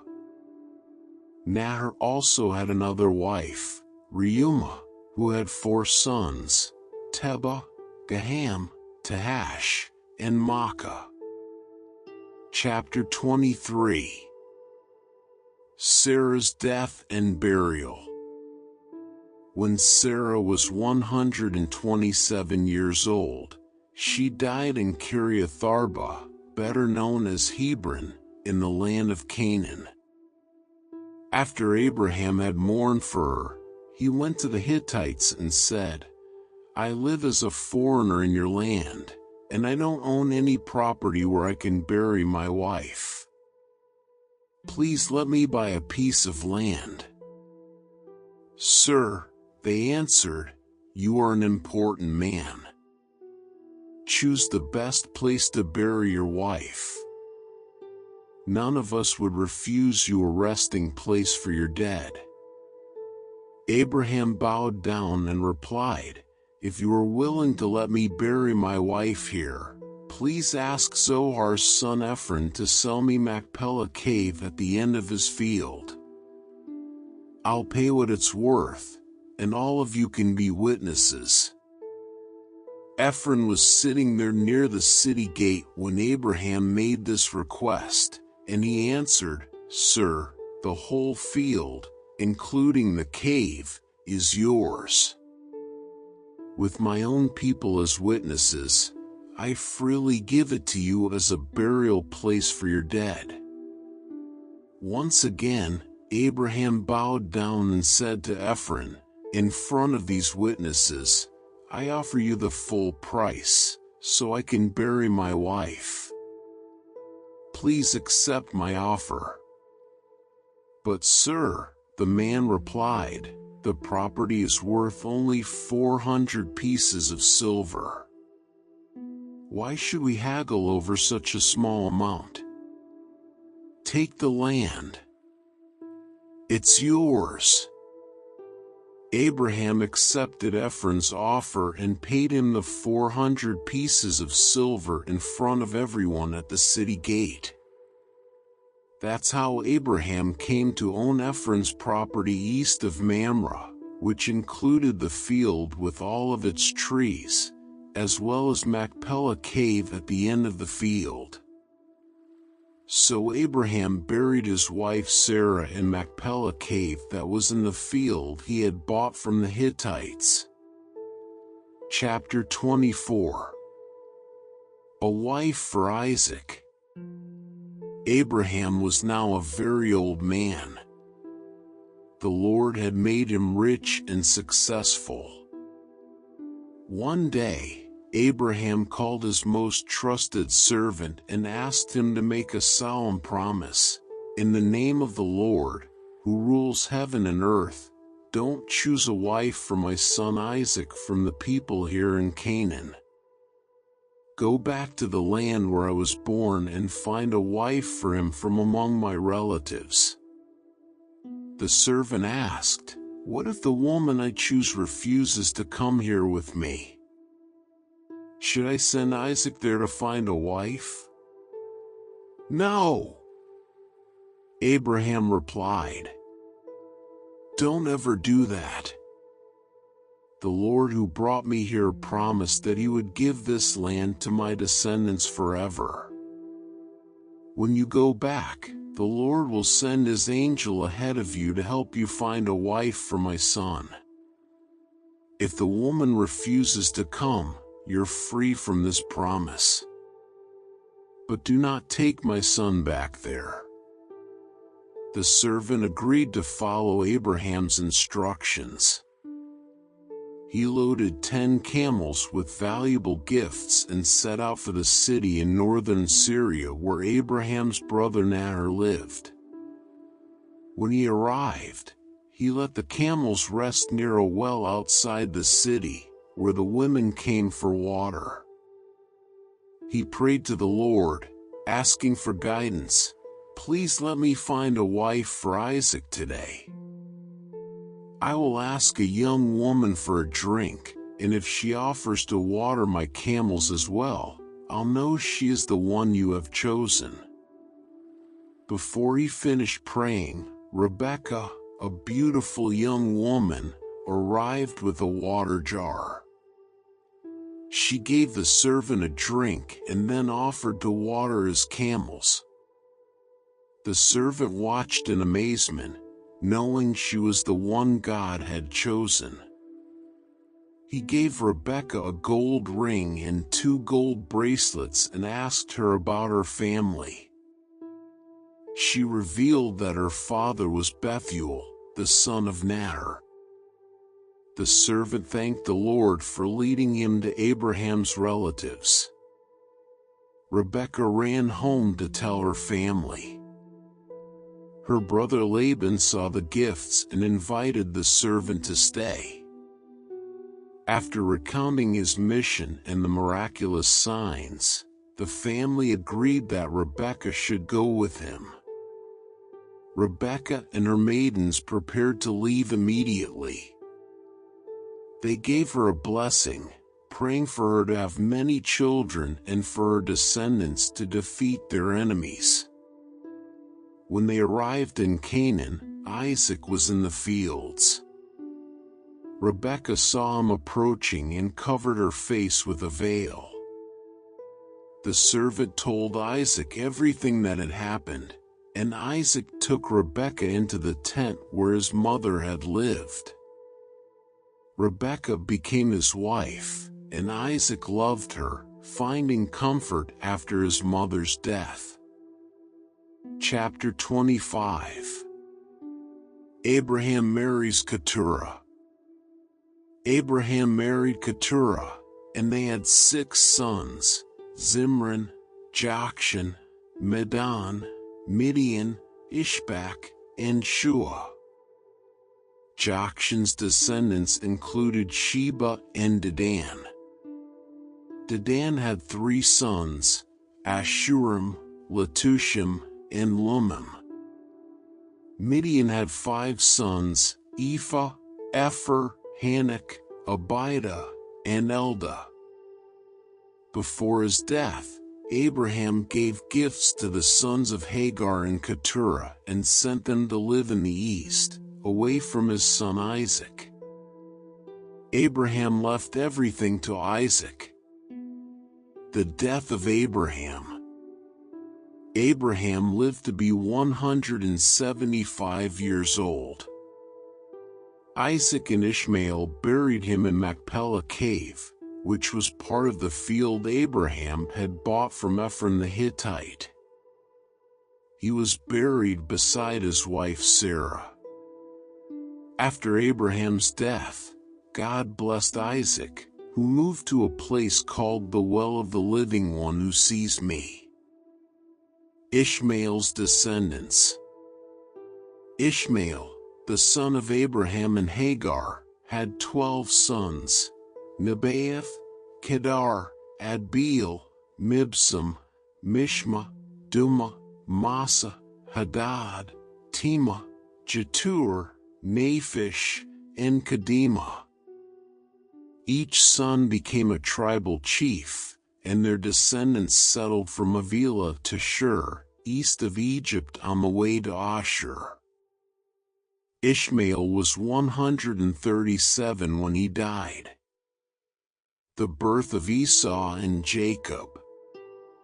Isaac was 40 years old when he married Rebekah, the daughter of Bethuel and sister of Laban the Aramean. After 20 years of marriage without children, Isaac prayed to the Lord, and Rebekah became pregnant with twins. She felt them struggling inside her and asked the Lord about it. He told her, "Your 2 sons will become 2 separate nations. The younger of the 2 will be stronger, and the older son will be his servant." When Rebekah gave birth, the first baby was covered with red hair and was named Esau. The second baby was grasping Esau's heel, so he was named Jacob. Isaac was 60 years old at their birth. Esau sells his rights as the firstborn son.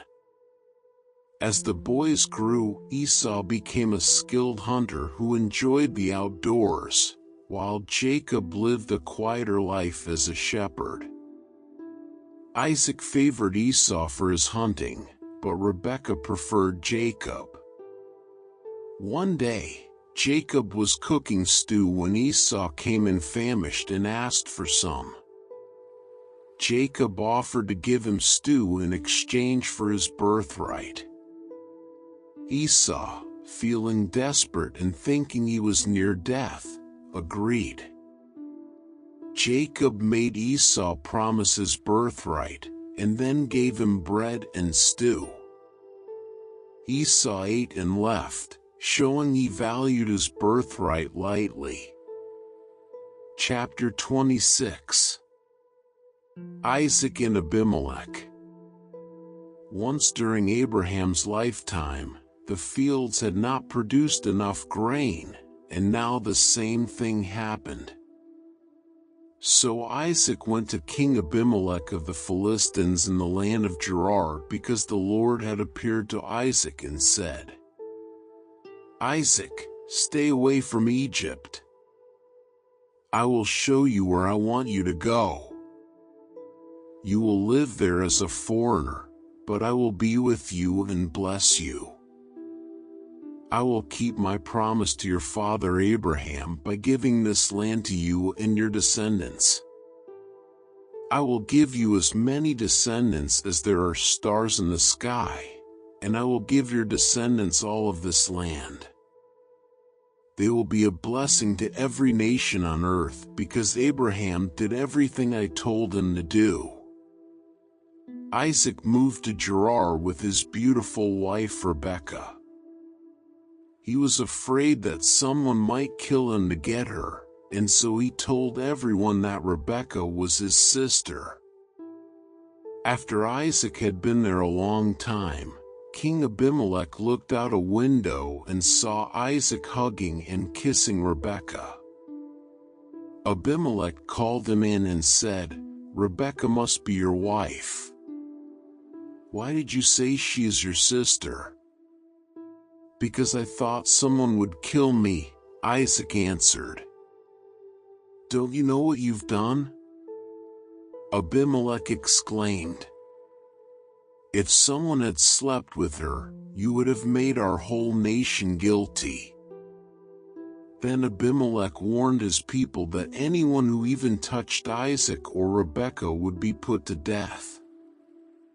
Isaac planted grain and had a good harvest that same year. The Lord blessed him, and Isaac was so successful that he became very rich. In fact, the Philistines were jealous of the large number of sheep, goats, and slaves that Isaac owned, and they stopped up the wells that Abraham's servants had dug before his death. Finally, Abimelech said, "Isaac, I want you to leave our country. You have become too powerful to stay here." Isaac left and settled in Gerar Valley, where he cleaned out those wells that the Philistines had stopped up. Isaac also gave each of the wells the same name that Abraham had given to them. While his servants were digging in the valley, they found a spring-fed well. But the shepherds of Gerar Valley quarreled with Isaac's shepherds and claimed the water belonged to them. So this well was named Quarrel, because they had quarreled with Isaac. Isaac's servants dug another well, and the shepherds also quarreled about it. So that well was named Jealous. Finally, they dug one more well. There was no quarreling this time, and the well was named Lots of Room, because the Lord had given them room and would make them very successful. Isaac went on to Beersheba, where the Lord appeared to him that night and told him, "Don't be afraid. I am the God who was worshipped by your father Abraham, my servant. I will be with you and bless you, and because of Abraham I will give you many descendants." Isaac built an altar there and worshipped the Lord. Then he set up camp, and his servants started digging a well. Meanwhile, Abimelech had left Gerar and was taking his advisor Ahuzath and his army commander Phicol to see Isaac. When they arrived, Isaac asked, "Why are you here? Didn't you send me away because you hated me?" They answered, "We now know for certain that the Lord is with you, and we have decided there needs to be a peace treaty between you and us. So let's make a solemn agreement not to harm each other. Remember, we have never hurt you, and when we sent you away, we let you go in peace. The Lord has truly blessed you." Isaac gave a big feast for them, and everyone ate and drank. Early the next morning, Isaac and the others made a solemn agreement, then he let them go in peace. Later that same day, Isaac's servants came and said, "We've struck water." So Isaac named the well Sheba, and the town is still called Beersheba. Esau's foreign wives. When Esau was 40 years old, he married Judith the daughter of Beeri the Hittite and Basemath the daughter of Elon the Hittite. But these two women brought a lot of grief to Esau's parents Isaac and Rebekah. Chapter 27. Isaac blesses Jacob. Isaac was old and almost blind when he called in his firstborn son Esau, who asked him, "Father, what can I do for you?" Isaac replied, "I am old and might die at any time. So go hunting with your bow and arrows and kill a wild animal. Cook some of that tasty food that I love so much and bring it to me. I want to eat it once more and give you my blessing before I die." Rebekah had been listening, and as soon as Esau left to go hunting, she said to Jacob, "I heard your father tell Esau to kill a wild animal and cook some tasty food for him before he dies. Your father said this because he wants to bless your brother with the Lord as his witness. Now, my son, listen carefully to what I want you to do. Go and kill 2 of your best young goats and bring them to me. I'll cook the tasty food that your father loves so much. Then you can take it to him, so he can eat it and give you his blessing before he dies." "My brother Esau is a hairy man," Jacob reminded her. "And I am not. If my father touches me and realizes I am trying to trick him, he will put a curse on me instead of giving me a blessing."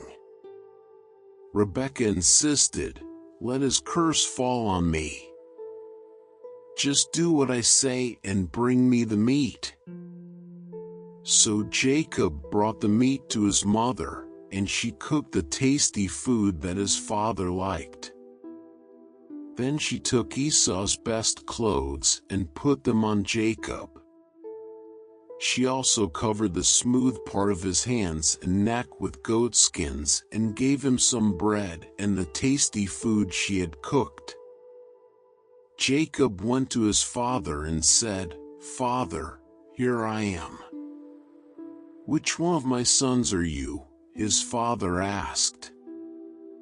Jacob replied, "I am Esau, your firstborn, and I have done what you told me. Please sit up and eat the meat I have brought. Then you can give me your blessing." Isaac asked, "My son, how did you find an animal so quickly?" "The Lord your God was kind to me," Jacob answered. "My son," Isaac said, "come closer, where I can touch you and find out if you really are Esau." Jacob went closer. His father touched him and said, "You sound like Jacob, but your hands feel hairy like Esau's." And so Isaac blessed Jacob, thinking he was Esau. Isaac asked, "Are you really my son Esau?" "Yes, I am," Jacob answered. So Isaac told him, serve me the wild meat, and I can give you my blessing." Jacob gave him some meat, and he ate it. He also gave him some wine, and he drank it. Then Isaac said, "Son, come over here and kiss me." While Jacob was kissing him, Isaac caught the smell of his clothes and said, "The smell of my son is like a field the Lord has blessed. God will bless you, my son, with dew from heaven and with fertile fields, rich with grain and grapes. Nations will be your servants and bow down to you. You will rule over your brothers, and they will kneel at your feet. Anyone who curses you will be cursed, anyone who blesses you will be blessed." Right after Isaac had given Jacob his blessing and Jacob had gone, Esau came back from hunting. He cooked the tasty food, brought it to his father, and said, "Father, please sit up and eat the meat I have brought you, so you can give me your blessing." "Who are you?" Isaac asked. "I am Esau, your firstborn son." Isaac started trembling and said, "Then who brought me some wild meat right before you came in?" "I ate it and gave him a blessing that cannot be taken back." Esau cried out in great distress, "Father, give me a blessing too." Isaac answered, "Your brother tricked me and stole your blessing." Esau replied, "My brother deserves the name Jacob, because he has already cheated me twice. The first time he cheated me out of my rights as the firstborn son, and now he has cheated me out of my blessing." Then Esau asked his father, "Don't you have any blessing left for me?" "My son," Isaac answered, "I have made Jacob the ruler over you and your brothers, and all of you will be his servants. I have also promised him all the grain and grapes that he needs. There's nothing left that I can do for you." "Father," Esau asked, "don't you have more than one blessing? You can surely give me a blessing too." Then Esau started crying again. So his father said, "Your home will be far from that fertile land, where dew comes down from the heavens. You will live by the power of your sword and be your brother's slave. But when you decide to be free, you will break loose." Esau hated his brother Jacob because he had stolen the blessing that was supposed to be his. So he said to himself, "Just as soon as my father dies, I'll kill Jacob." When Rebekah found out what Esau planned to do, she sent for Jacob and told him, "Son, your brother Esau is just waiting for a chance to kill you. Now listen carefully and do what I say. Go to the home of my brother Laban in Haran and stay with him for a while. When Esau stops being angry and forgets what you have done to him, I'll send for you to come home. Why should I lose both of my sons on the same day?" Rebekah later told Isaac, "Those Hittite wives of Esau are making my life miserable. If Jacob marries a Hittite woman, I'd be better off dead." Chapter 28. Isaac's instructions to Jacob. Isaac called in Jacob, then gave him a blessing, and said, "Don't marry any of those Canaanite women. Go at once to your mother's father Bethuel in northern Syria and choose a wife from one of the daughters of Laban, your mother's brother. I pray that God All-Powerful will bless you with many descendants and let you become a great nation. May He bless you with the land He promised Abraham, so that you will take over this land where we now live as foreigners." Isaac then sent Jacob to stay with Rebekah's brother Laban, the son of Bethuel the Aramean. Esau marries the daughter of Ishmael. Esau found out that his father Isaac had blessed Jacob and had warned him not to marry any of the Canaanite women.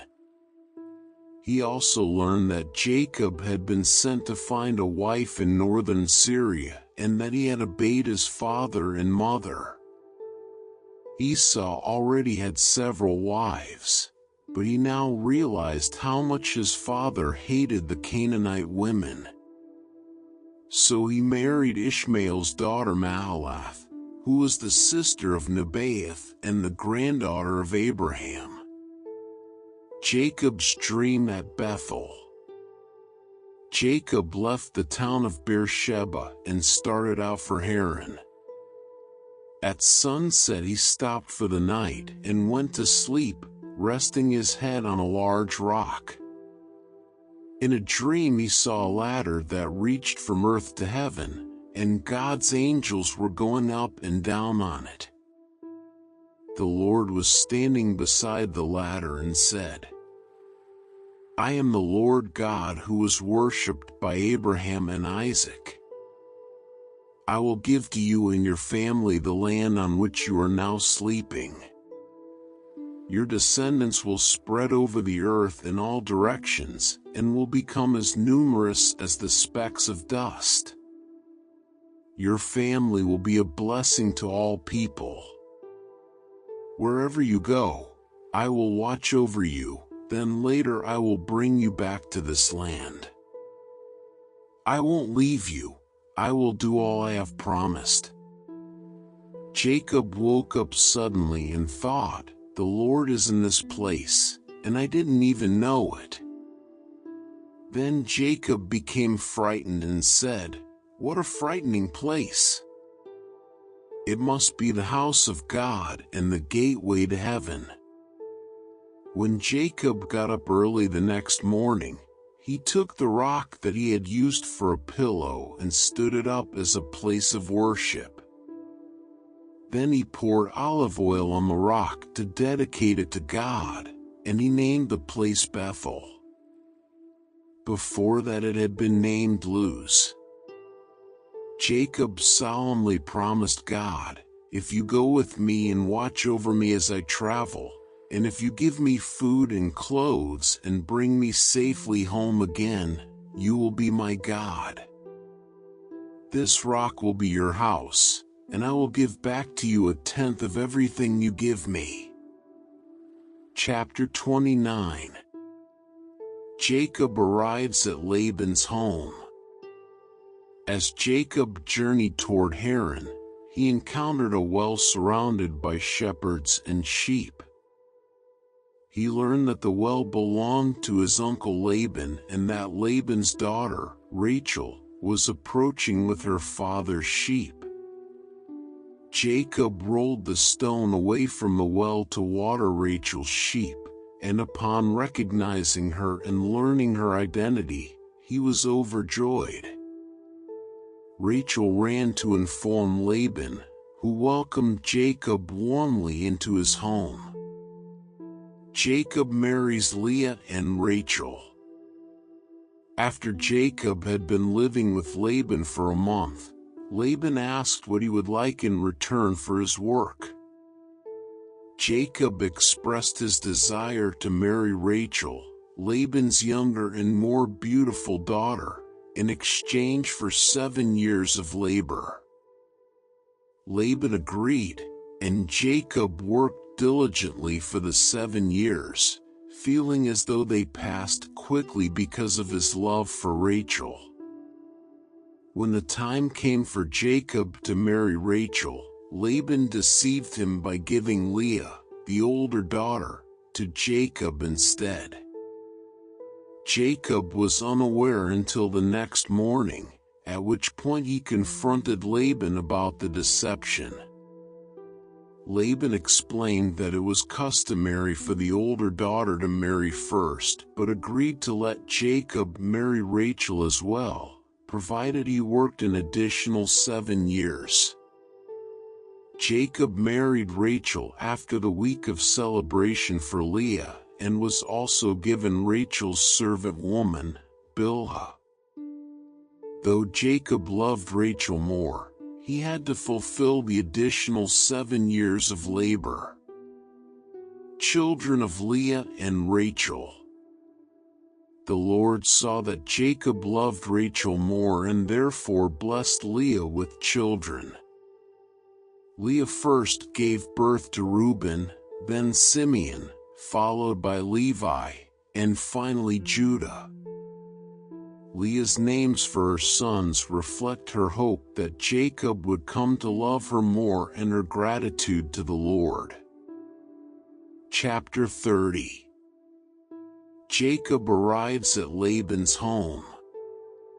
As Jacob continued on his way to the east, he looked out in a field and saw a well where shepherds took their sheep for water. 3 flocks of sheep were lying around the well, which was covered with a large rock. Shepherds would roll the rock away when all their sheep had gathered there. Then after the sheep had been watered, the shepherds would roll the rock back over the mouth of the well. Jacob asked the shepherds, "Where are you from?" "We're from Haran," they answered. Then he asked, "Do you know Nahor's grandson Laban?" "Yes, we do," they replied. "How is he?" Jacob asked. "He's fine," they answered. "And here comes his daughter Rachel with the sheep." Jacob told them, "Look, the sun is still high up in the sky, and it's too early to bring in the rest of the flocks. Water your sheep and take them back to the pasture." But they replied, "We can't do that until they all get here, and the rock has been rolled away from the well." While Jacob was still talking with the men, his cousin Rachel came up with her father's sheep. When Jacob saw her and his uncle's sheep, he rolled the rock away and watered the sheep. He then kissed Rachel and started crying because he was so happy. He told her that he was the son of her aunt Rebekah, and she ran and told her father about him. As soon as Laban heard the news, he ran out to meet Jacob. He hugged and kissed him and brought him to his home, where Jacob told him everything that had happened. Laban said, "You are my nephew, and you are like one of my own family." Jacob marries Leah and Rachel. After Jacob had been there for a month, Laban said to him, "You shouldn't have to work without pay, just because you are a relative of mine. What do you want me to give you?" Laban had 2 daughters. Leah was older than Rachel, but her eyes didn't sparkle, while Rachel was beautiful and had a good figure. Since Jacob was in love with Rachel, he answered, "If you will let me marry Rachel, I'll work 7 years for you." Laban replied, "It's better for me to let you marry Rachel than for someone else to have her. So stay and work for me." Jacob worked 7 years for Laban, but the time seemed like only a few days, because he loved Rachel so much. Jacob said to Laban, "The time is up, and I want to marry Rachel now." So Laban gave a big feast and invited all their neighbors. But that evening he brought Leah to Jacob, who married her and spent the night with her. Laban also gave Zilpah to Leah as her servant woman. The next morning Jacob found out that he had married Leah, and he asked Laban, "Why did you do this to me? Didn't I work to get Rachel? Why did you trick me?" Laban replied, "In our country the older daughter must get married first. After you spend this week with Leah, you may also marry Rachel. But you will have to work for me another 7 years." At the end of the week of celebration, Laban let Jacob marry Rachel, and he gave her his servant woman Bilhah. Jacob loved Rachel more than he did Leah, but he had to work another 7 years for Laban. The Lord knew that Jacob loved Rachel more than he did Leah, and so he gave children to Leah, but not to Rachel. Leah gave birth to a son and named him Reuben. Then she said, "The Lord has taken away my sorrow. Now my husband will love me more than he does Rachel." She had a second son and named him Simeon, because she said, "The Lord has heard that my husband doesn't love me." When Leah's third son was born, she said, "Now my husband will hold me close." So this son was named Levi. She had one more son and named him Judah, because she said, "I'll praise the Lord." Chapter 31. Jacob runs from Laban. Jacob heard that Laban's sons were complaining, "Jacob is now a rich man, and he got everything he owns from our father." Jacob also noticed that Laban was not as friendly as he had been before. One day the Lord said, "Jacob, go back to your relatives in the land of your ancestors, and I will be with you." Jacob sent for Rachel and Leah to meet him in the pasture where he kept his sheep, and he told them, "Your father isn't as friendly with me as he used to be, but the God my ancestors worshipped has been on my side. You know that I have worked hard for your father and that he keeps cheating me by changing my wages time after time. But God has protected me. When your father said the speckled sheep would be my wages, all of them were speckled. And when he said the spotted ones would be mine, all of them were spotted. That's how God has taken sheep and goats from your father and given them to me. Once, when the flocks were mating, I dreamed that all the rams were either spotted or speckled. Then God's angel called me by name. I answered, and he said, 'Notice that all the rams are either spotted or speckled. I know everything Laban is doing to you, and I am the God you worshipped at Bethel, when you poured olive oil on a rock and made a promise to me. Leave here at once and return to the land where you were born.' Rachel and Leah said to Jacob, 'There's nothing left for us to inherit from our father. He treats us like foreigners and has even cheated us out of the bride price that should have been ours. So do whatever God tells you to do. Even the property God took from our father and gave to you really belongs to us and our children.' Then Jacob, his wives, and his children got on camels and left northern Syria for the home of his father Isaac in Canaan. Jacob took along all his flocks, herds, and other property. Before Rachel left, she stole the household idols while Laban was out shearing his sheep. Jacob tricked Laban the Aramean by not saying that he intended to leave. When Jacob crossed the Euphrates River and headed for the hill country of Gilead, he took with him everything he owned. Laban catches up with Jacob. 3 days later, Laban found out that Jacob had gone. So he took some of his relatives along and chased after Jacob for 7 days, before catching up with him in the hill country of Gilead. But God appeared to Laban in a dream that night and warned, "Don't say a word to Jacob.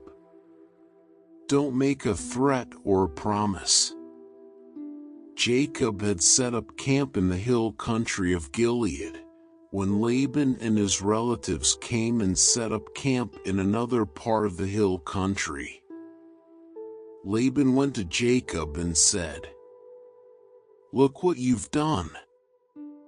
You've tricked me and run off with my daughters like a kidnapper. Why did you sneak away without telling me? I would have given you a going-away party with singing and with music on tambourines and harps. You didn't even give me a chance to kiss my own grandchildren and daughters goodbye. That was really foolish.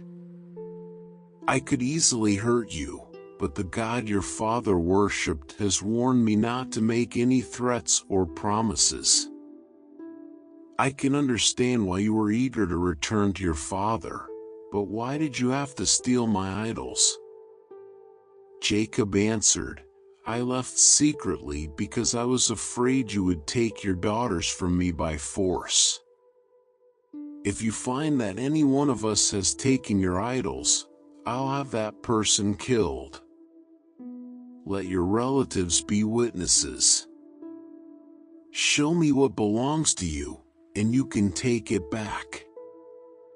Jacob did not realize that Rachel had stolen the household idols. Laban searched the tents of Jacob, Leah, and the 2 servant women, but did not find the idols. Then he went to Rachel's tent. She had already hidden them in the cushion she used as a saddle and was sitting on it. Laban searched everywhere and did not find them. Rachel said, "Father, please don't be angry with me for not getting up. I'm having my period." Laban kept on searching, but still did not find the idols. Jacob became very angry and said to Laban, "What have I done wrong? Have I committed some crime? Is that why you hunted me down? After searching through everything I have, did you find anything of yours? If so, put it here, where your relatives and mine can see it. Then we can decide what to do. In all the 20 years that I've worked for you, not one of your sheep or goats has had a miscarriage, and I've never eaten even one of your rams. If a wild animal killed one of your sheep or goats, I paid for it myself. In fact, you demanded the full price, whether the animal was killed during the day or at night.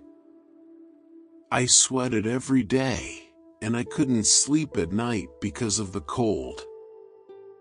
I had to work 14 of these 20 long years to earn your 2 daughters and another 6 years to buy your sheep and goats. During that time you kept changing my wages. If the fearsome God worshipped by Abraham and my father Isaac had not been on my side, you would have sent me away without a thing. But God saw my hard work, and he knew the trouble I was in, so he helped me. Then last night he told you how wrong you were." Jacob and Laban make an agreement.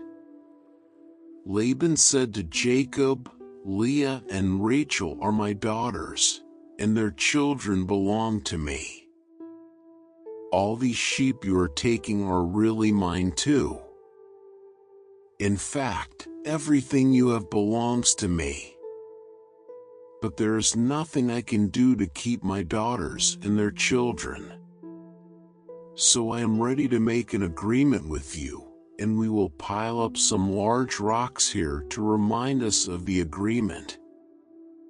After Jacob had set up a large rock, he told his men to get some more rocks and pile them up next to it. Then Jacob and Laban ate a meal together beside the rocks. Laban named the pile of rocks Jegar-Sahadutha, but Jacob named it Galeed. Laban said to Jacob, "This pile of rocks will remind us of our agreement." That's why the place was named Galeed. Laban also said, "This pile of rocks means that the Lord will watch us both while we are apart from each other." So the place was also named Mizpah. Then Laban said, "If you mistreat my daughters or marry other women, I may not know about it, but remember, God is watching us. Both this pile of rocks and this large rock have been set up between us as a reminder. I must never go past them to attack you, and you must never come past them to attack me. My father Nahor, your grandfather Abraham, and their ancestors all worshiped the same God, and he will make sure that we each keep the agreement." Then Jacob made a promise in the name of the fearsome God his father Isaac had worshipped. Jacob killed an animal and offered it as a sacrifice there on the mountain, and he invited his men to eat with him. After the meal, they spent the night on the mountain. Early the next morning, Laban kissed his daughters and his grandchildren goodbye. Then he left to go back home. Chapter 32. Jacob gets ready to meet Esau. As Jacob was on his way back home, some of God's angels came and met him. When Jacob saw them, he said, "This is God's camp." So he named the place Mahanaim. Jacob sent messengers on ahead to Esau, who lived in the land of Seir, also known as Edom. Jacob told them to say to Esau, "Master, I am your servant. I have lived with Laban all this time, and now I own cattle, donkeys, and sheep, as well as many slaves. Master, I am sending these messengers in the hope that you will be kind to me." When the messengers returned, they told Jacob, "We went to your brother Esau, and now he is heading this way with 400 men." Jacob was so frightened that he divided his people, sheep, cattle, and camels into 2 groups. He thought, if Esau attacks one group, perhaps the other can escape. Then Jacob prayed, "You, Lord, are the God who was worshipped by my grandfather Abraham and by my father Isaac. You told me to return home to my family, and you promised to be with me and make me successful. I don't deserve all the good things you have done for me, your servant. When I first crossed the Jordan, I had only my walking stick, but now I have 2 large groups of people and animals. Please rescue me from my brother. I am afraid he will come and attack not only me, but my wives and children as well. But you have promised that I would be a success and that someday it will be as hard to count my descendants as it is to count the grains of sand along the seashore."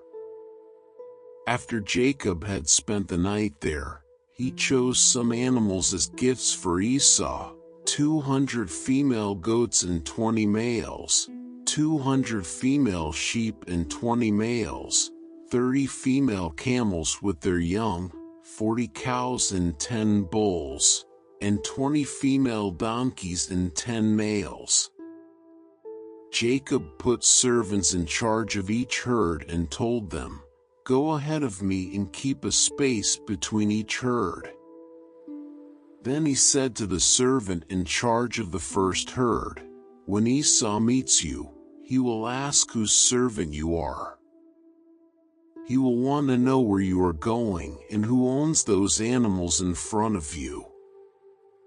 So tell him, they belong to your servant Jacob, who is coming this way. He is sending them as a gift to his master Esau." Jacob also told the men in charge of the second and third herds and those who followed to say the same thing when they met Esau. And Jacob told them to be sure to say that he was right behind them. Jacob hoped the gifts would make Esau friendly, so Esau would be glad to see him when they met. Jacob's men took the gifts on ahead of him, but he spent the night in camp. Jacob's name is changed to Israel. Jacob got up in the middle of the night and took his wives, his 11 children, and everything he owned across to the other side of the Jabbok River for safety. Afterwards, Jacob went back and spent the rest of the night alone. A man came and fought with Jacob until just before daybreak. When the man saw that he could not win, he struck Jacob on the hip and threw it out of joint. They kept on wrestling until the man said, "Let go of me. It's almost daylight." "You can't go until you bless me," Jacob replied. Then the man asked, "What is your name?" "Jacob," he answered. The man said, "From now on, your name will no longer be Jacob. You will be called Israel, because you have wrestled with God and with men, and you have won." Jacob said, "Now tell me your name." "Don't you know who I am?" he asked. And he blessed Jacob. Jacob said, "I have seen God face to face, and I am still alive." So he named the place Peniel. The sun was coming up as Jacob was leaving Peniel. He was limping because he had been struck on the hip, and the muscle on his hip joint had been injured.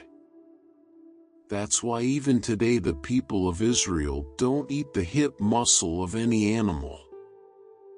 Chapter 33. Jacob meets Esau. Later that day Jacob met Esau coming with his 400 men. So Jacob told his children to walk with their mothers. The 2 servant women, Zilpah and Bilhah, together with their children went first, followed by Leah and her children, then by Rachel and Joseph.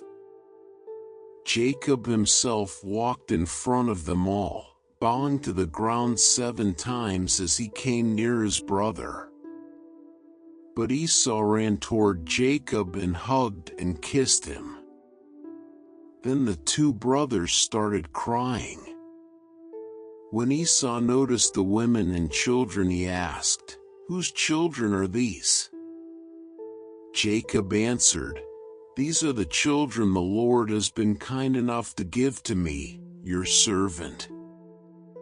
Then the 2 servant women and their children came and bowed down to Esau.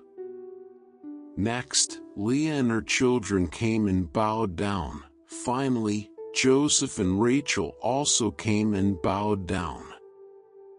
Esau asked Jacob, "Why did you send those herds I met along the road?" "Master," Jacob answered, "I sent them so you would be friendly to me." But, brother, I already have plenty, Esau replied.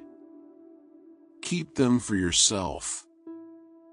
No, Jacob said. Please accept them as a sign of your friendship for me.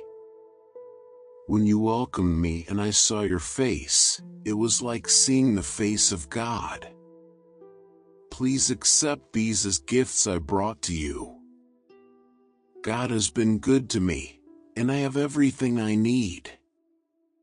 Jacob kept insisting until Esau agreed. Let's get ready to travel, Esau said. I'll go along with you. But Jacob answered, Master, you know traveling is hard on children, and I have to look after the sheep and goats that are nursing their young. If my animals travel too much in one day, they will all die. Why don't you go on ahead and let me travel along slowly with the children, the herds, and the flocks? We can meet again in the country of Edom.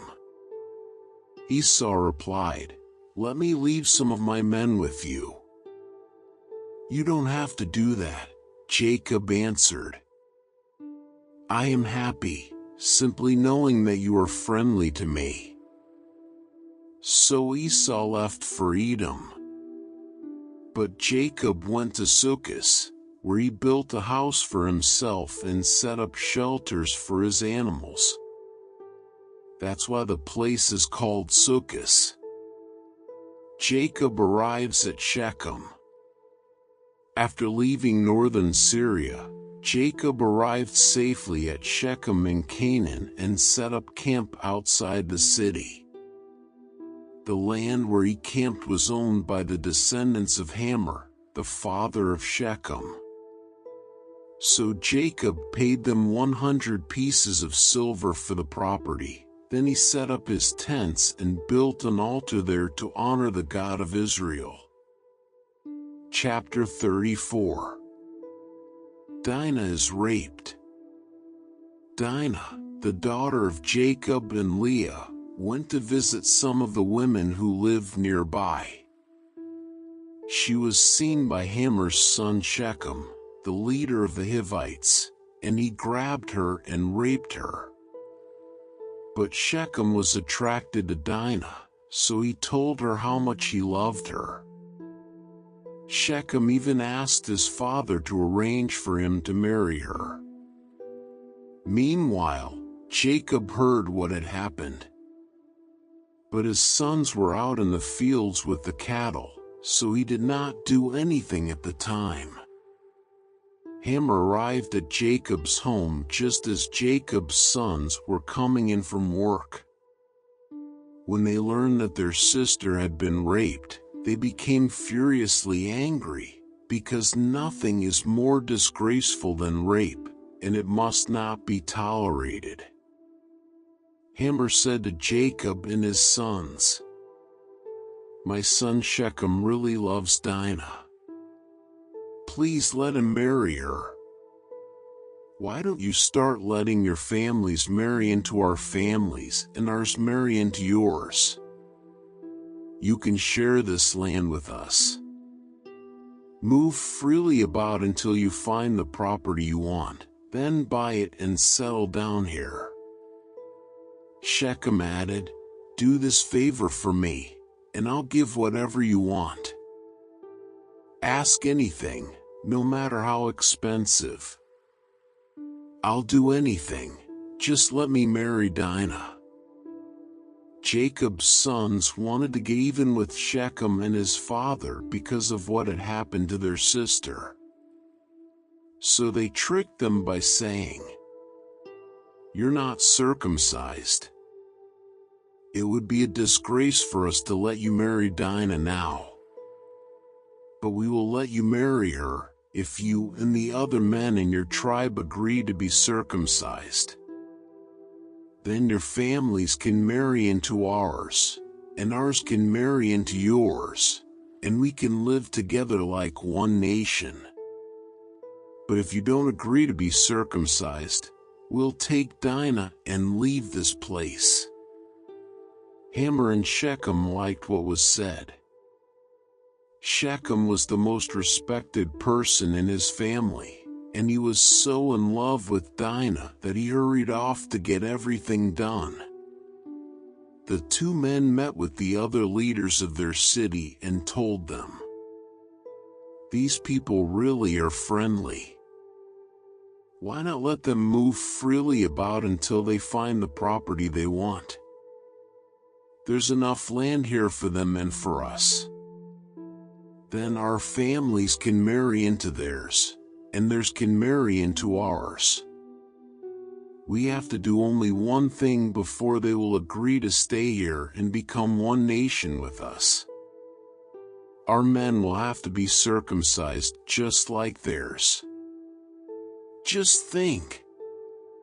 We'll get their property, as well as their flocks and herds. All we have to do is to agree, and they will live here with us." Every grown man followed this advice and got circumcised. Dinah's brothers take revenge. 3 days later, the men who had been circumcised were still weak from pain. So Simeon and Levi, two of Dinah's brothers, attacked with their swords and killed every man in the town, including Hamor and Shechem. Then they took Dinah and left. Jacob's other sons came and took everything they wanted. All this was done because of the horrible thing that had happened to their sister. They took sheep, goats, donkeys, and everything else that was in the town or the countryside. After taking everything of value from the houses, they dragged away the wives and children of their victims. Jacob said to Simeon and Levi, "Look what you've done. Now I'm in real trouble with the Canaanites and Perizzites who live around here. There aren't many of us, and if they attack, they'll kill everyone in my household." They answered, "Was it right to let our own sister be treated that way?" Chapter 35. Jacob returns to Bethel. God told Jacob, "Return to Bethel, where I appeared to you when you were running from your brother Esau. Make your home there and build an altar for me." Jacob said to his family and to everyone else who was traveling with him, "Get rid of your foreign gods. Then make yourselves acceptable to worship God and put on clean clothes. Afterwards, we'll go to Bethel. I will build an altar there for God, who answered my prayers when I was in trouble and who has always been at my side." So everyone gave Jacob their idols and their earrings, and he buried them under the oak tree near Shechem. While Jacob and his family were traveling through Canaan, God terrified the people in the town so much that no one dared bother them. Finally, they reached Bethel, also known as Luz.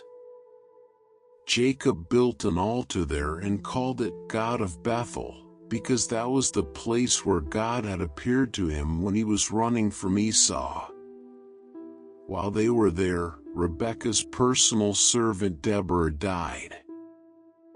They buried her under an oak tree and called it Weeping Oak.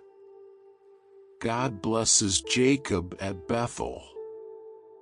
After Jacob came back to the land of Canaan, God appeared to him again. This time he gave Jacob a new name and blessed him by saying, "I am God all-powerful, and from now on your name will be Israel instead of Jacob. You will have many children.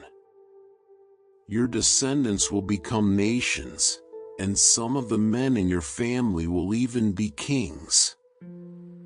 I will give you the land that I promised Abraham and Isaac, and it will belong to your family forever." After God had gone, Jacob set up a large rock so that he would remember what had happened there. Then he poured wine and olive oil on the rock to show that it was dedicated to God, and he named the place Bethel. Benjamin is born. Jacob and his family had left Bethel and were still a long way from Ephrath when the time came for Rachel's baby to be born. She was having a rough time, but the woman who was helping her said, "Don't worry. It's a boy." Rachel was at the point of death, and right before dying, she said, "I'll name him Benoni."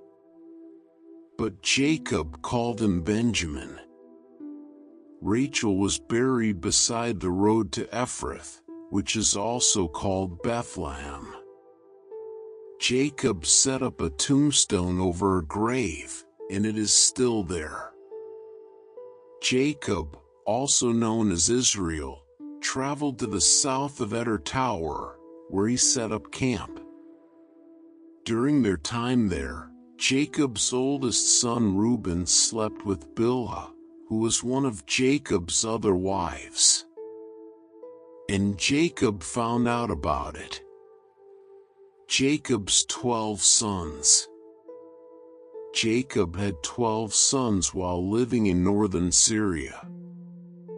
His firstborn Reuben was the son of Leah, who later gave birth to Simeon, Levi, Judah, Issachar, and Zebulun.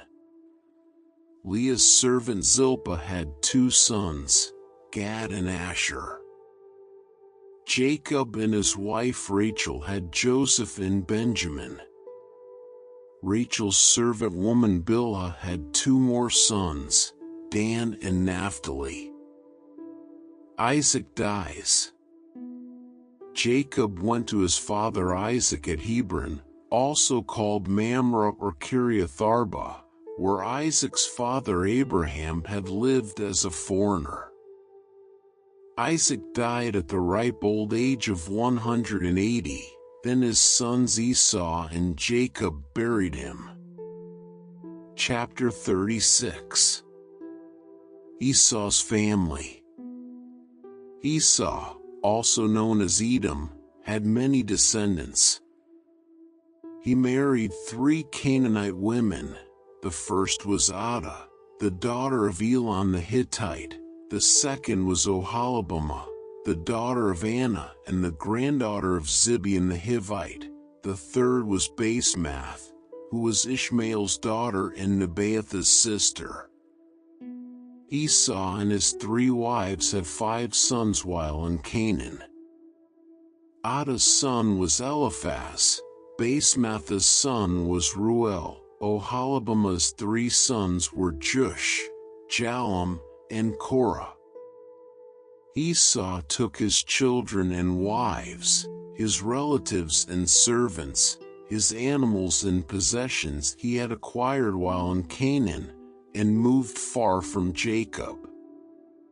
He did this because the land was too crowded and could not support him and his brother with their flocks and herds. That's why Esau made his home in the hill country of Seir. Esau lived in the hill country of Seir and was the ancestor of the Edomites. Esau had 3 wives, Adah, Basemath, and Oholibamah.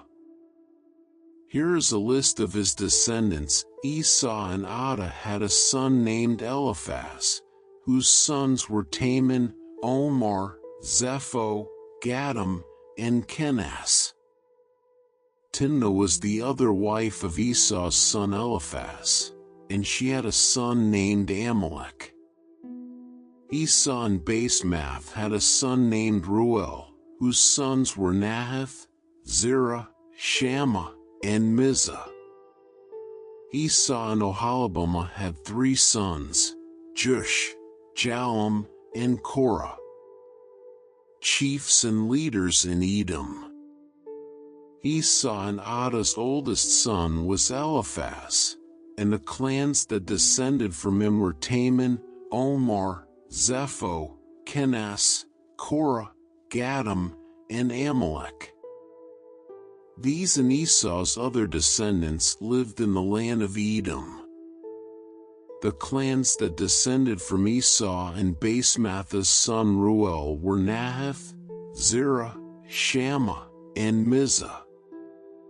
The clans that descended from Esau and Oholibam of the daughter of Anah were Jush, Jalum, and Korah. All of these clans descended from Esau, who was known as Edom. Seir was from the Horite tribe that had lived in Edom before the time of Esau. The clans that had descended from him were Lotan, Shobal, Zibeon, Anah, Dishan, Ezer, and Dishan. Lotan's sons were Hori and Heman, his sister was Timnah. Shobal's sons were Alvan, Manahath, Ebal, Shepho, and Onam. Zibeon's sons were Aiah and Anah, the same Anah who found an oasis in the desert while taking the donkeys of his father out to pasture. Anah's children were Dishan and Oholibamah. Dishan's sons were Hemdan, Eshban, Ithran, and Cheran. Ezer's sons were Bilhan, Zavan, and Akan. Dishan's sons were Uzi and Aaron. The clans of the Horites were Lotan, Shobal, Zibeon, Anah, Dishan, Ezer, and Dishan, and they lived in the land of Seir. Before there were kings in Israel, the following kings ruled Edom one after another. Bela son of Beer from Dinhabah. Jobab son of Zerah from Basra. Husham from the land of Taman. Hadad son of Bedad from Avith. Bedad had defeated the Midianites in Moab. Samlah from Masrekah. Shaul from the city of Rehoboth on the Euphrates River. Balhanan son of Achbor. Hadar from the city of Pau. His wife Mehetabel was the daughter of Matred and the granddaughter of Mezahab. The clans that descended from Esau took their names from their families and the places where they lived. They are Timnah, Alva, Jetheth, Oholibamah, Elah, Pinion, Kenaz, Taman, Mibzar, Magdiel, and Aram. These clans descended from Esau, who was known as Edom, the father of the Edomites. They took their names from the places where they settled. Chapter 37. Joseph and his brothers. Jacob lived in the land of Canaan, where his father Isaac had lived, and this is the story of his family. When Jacob's son Joseph was 17 years old, he took care of the sheep with his brothers, the sons of Bilhah and Zilpah. But he was always telling his father all sorts of bad things about his brothers. Jacob loved Joseph more than he did any of his other sons, because Joseph was born when Jacob was very old. Jacob had even given Joseph a fancy coat which showed that Joseph was his favorite son, and so Joseph's brothers hated him and would not be friendly to him. One day, Joseph told his brothers what he had dreamed, and they hated him even more. Joseph said, "Let me tell you about my dream. We were out in the field, tying up bundles of wheat. Suddenly my bundle stood up, and your bundles gathered around and bowed down to it." His brothers asked, "Do you really think you are going to be king and rule over us?" Now they hated Joseph more than ever because of what he had said about his dream. Joseph later had another dream, and he told his brothers, "Listen to what else I dreamed. The sun, the moon, and 11 stars bowed down to me." When he told his father about this dream, his father became angry and said, "What's that supposed to mean? Are your mother and I and your brothers all going to come and bow down to you?" Joseph's brothers were jealous of him, but his father kept wondering about the dream. Joseph is sold and taken to Egypt. One day when Joseph's brothers had taken the sheep to a pasture near Shechem, his father Jacob said to him, "I want you to go to your brothers. They are with the sheep near Shechem." "Yes, sir," Joseph answered. His father said, "Go and find out how your brothers and the sheep are doing. Then come back and let me know." So he sent him from Hebron Valley. Joseph was near Shechem and wandering through the fields when a man asked, "What are you looking for?" Joseph answered, "I'm looking for my brothers who are watching the sheep. Can you tell me where they are?" "They're not here anymore," the man replied. "I overheard them say they were going to Dothan." Joseph left and found his brothers in Dothan.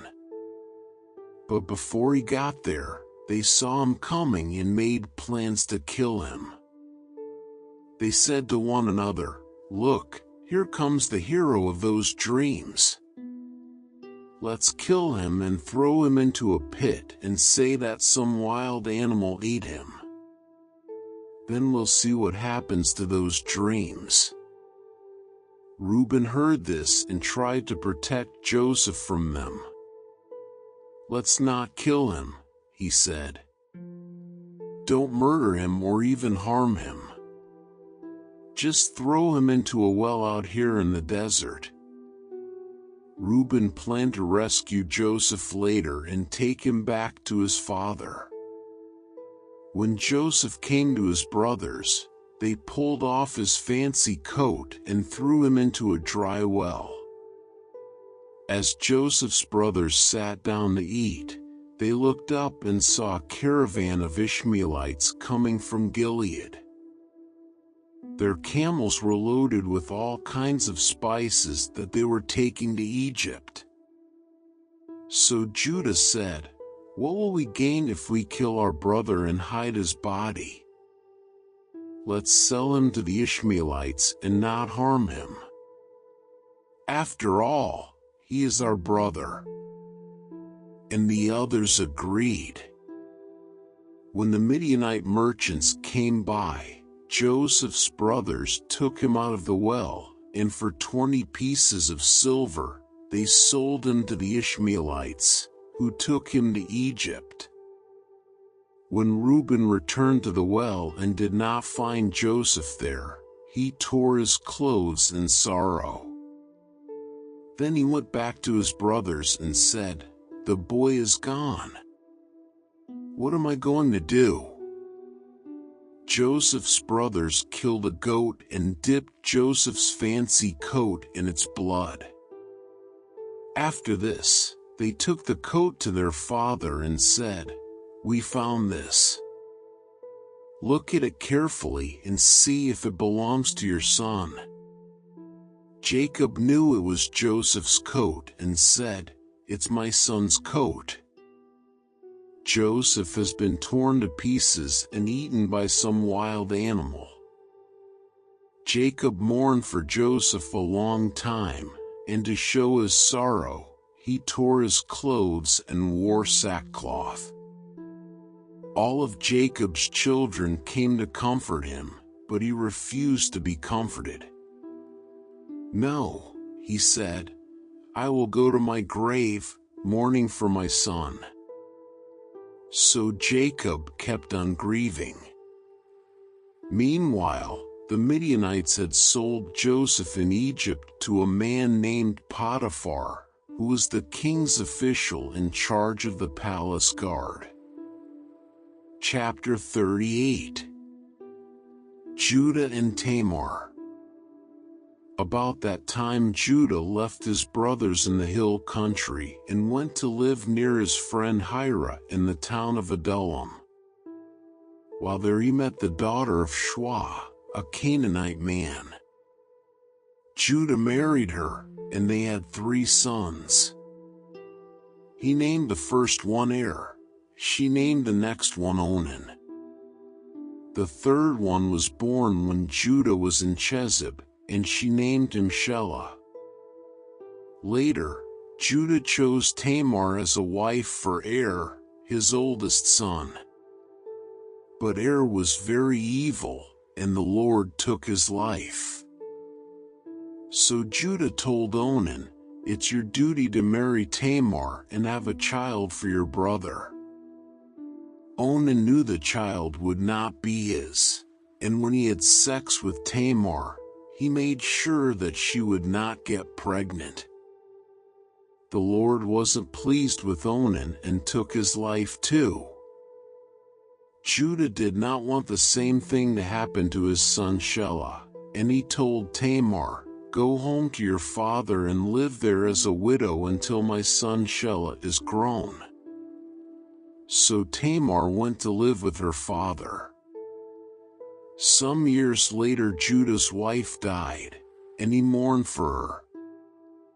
He then went with his friend Hira to the town of Timnah, where his sheep were being sheared. Tamar found out that her father-in-law Judah was going to Timnah to shear his sheep. She also realized that Shelah was now a grown man, but she had not been allowed to marry him. So she decided to dress in something other than her widow's clothes and to cover her face with a veil. After this, she sat outside the town of Enaim on the road to Timnah. When Judah came along, he did not recognize her because of the veil. He thought she was a prostitute and asked her to sleep with him. She asked, "What will you give me if I do?" "One of my young goats," he answered. "What will you give me to keep until you send the goat?" she asked. "What do you want?" he asked in return. "The ring on that cord around your neck," was her reply. "I also want the special walking stick you have with you." He gave them to her, they slept together, and she became pregnant. After returning home, Tamar took off the veil and dressed in her widow's clothes again. Judah asked his friend Hira to take a goat to the woman so he could get back the ring and walking stick, but she wasn't there. Hira asked the people of Enaim, "Where's the prostitute who sat along the road outside your town?" "There's never been one here," they answered. Hira went back and told Judah, "I couldn't find the woman," and the people of Enaim said no prostitute had ever been there. "If you couldn't find her, we'll just let her keep the things I gave her," Judah answered. "And we'd better forget about the goat, or else we'll look like fools." About 3 months later, someone told Judah, "Your daughter-in-law Tamar has behaved like a prostitute, and now she's pregnant. Drag her out of town and burn her to death."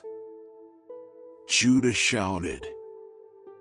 As Tamar was being dragged off, she sent someone to tell her father-in-law, "The man who gave me this ring, this cord, and this walking stick is the one who got me pregnant. Those are mine." Judah admitted. She's a better person than I am because I broke my promise to let her marry my son Shelah." After this, Judah never slept with her again. Tamar later gave birth to twins. But before either of them was born, one of them stuck a hand out of her womb. The woman who was helping tied a red thread around the baby's hand and explained, "This one came out first." At once, his hand went back in, and the other child was born first. The woman then said, "What an opening you've made for yourself." So they named the baby Perez. When the brother with the red thread was born, they named him Zerah. Chapter 39. Joseph and Potiphar's wife. The Ishmaelites took Joseph to Egypt and sold him to Potiphar, the king's official in charge of the palace guard. So Joseph lived in the home of Potiphar, his Egyptian owner. Soon Potiphar realized that the Lord was helping Joseph to be successful in whatever he did. Potiphar liked Joseph and made him his personal assistant, putting him in charge of his house and all of his property. Because of Joseph, the Lord began to bless Potiphar's family and fields. Potiphar left everything up to Joseph, and with Joseph there, the only decision he had to make was what he wanted to eat. Joseph was well built and handsome, and Potiphar's wife soon noticed him. She asked him to make love to her, but he refused and said, "My master isn't worried about anything in his house because he has placed me in charge of everything he owns. No one in my master's house is more important than I am. The only thing he hasn't given me is you, and that's because you are his wife. I won't sin against God by doing such a terrible thing as this." She kept begging Joseph day after day, but he refused to do what she wanted or even to go near her. One day, Joseph went to Potiphar's house to do his work, and none of the other servants were there. Potiphar's wife grabbed hold of his coat and said, "Make love to me." Joseph ran out of the house, leaving his coat there in her hands. When this happened, she called in her servants and said, "Look, this Hebrew has come just to make fools of us. He tried to rape me, but I screamed for help.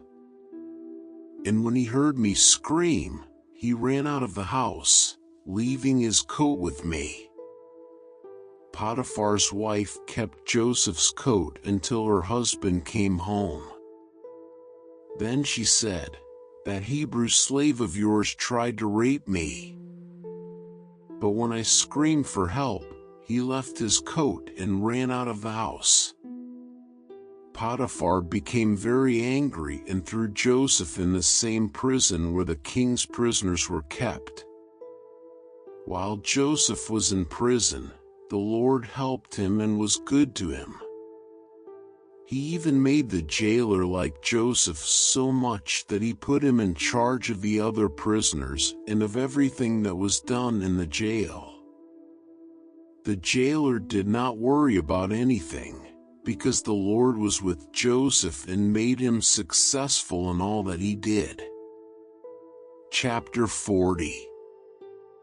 Joseph tells the meaning of the prisoner's dreams.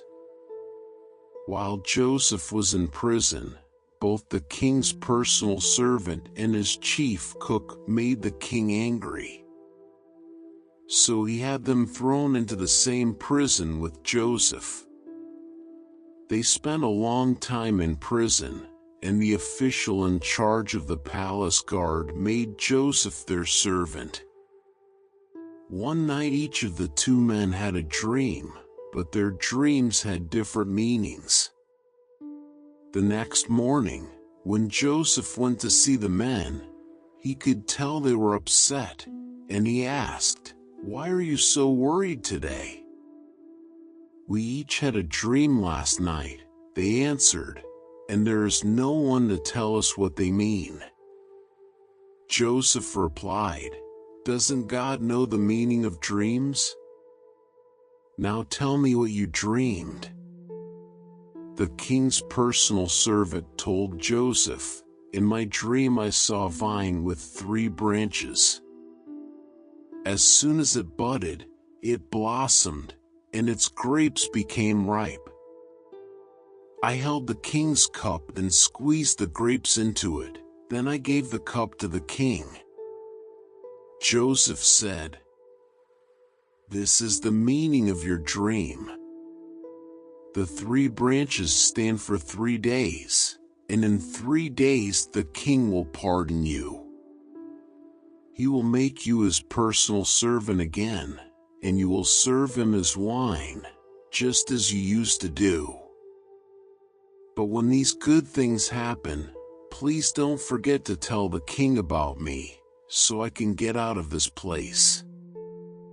I was kidnapped from the land of the Hebrews, and here in Egypt I haven't done anything to deserve being thrown in jail." When the chief cook saw that Joseph had given a good meaning to the dream, he told Joseph, "I also had a dream. In it I was carrying 3 bread baskets stacked on top of my head. The top basket was full of all kinds of baked things for the king, but birds were eating them." Joseph said, "This is the meaning of your dream. The 3 baskets are 3 days, and in 3 days the king will cut off your head. He will hang your body on a pole, and birds will come and peck at it." 3 days later, while the king was celebrating his birthday with a dinner for his officials, he sent for his personal servant and the chief cook. He put the personal servant back in his old job and had the cook put to death. Everything happened just as Joseph had said it would, but the king's personal servant completely forgot about Joseph. Chapter 41. Joseph interprets the king's dreams.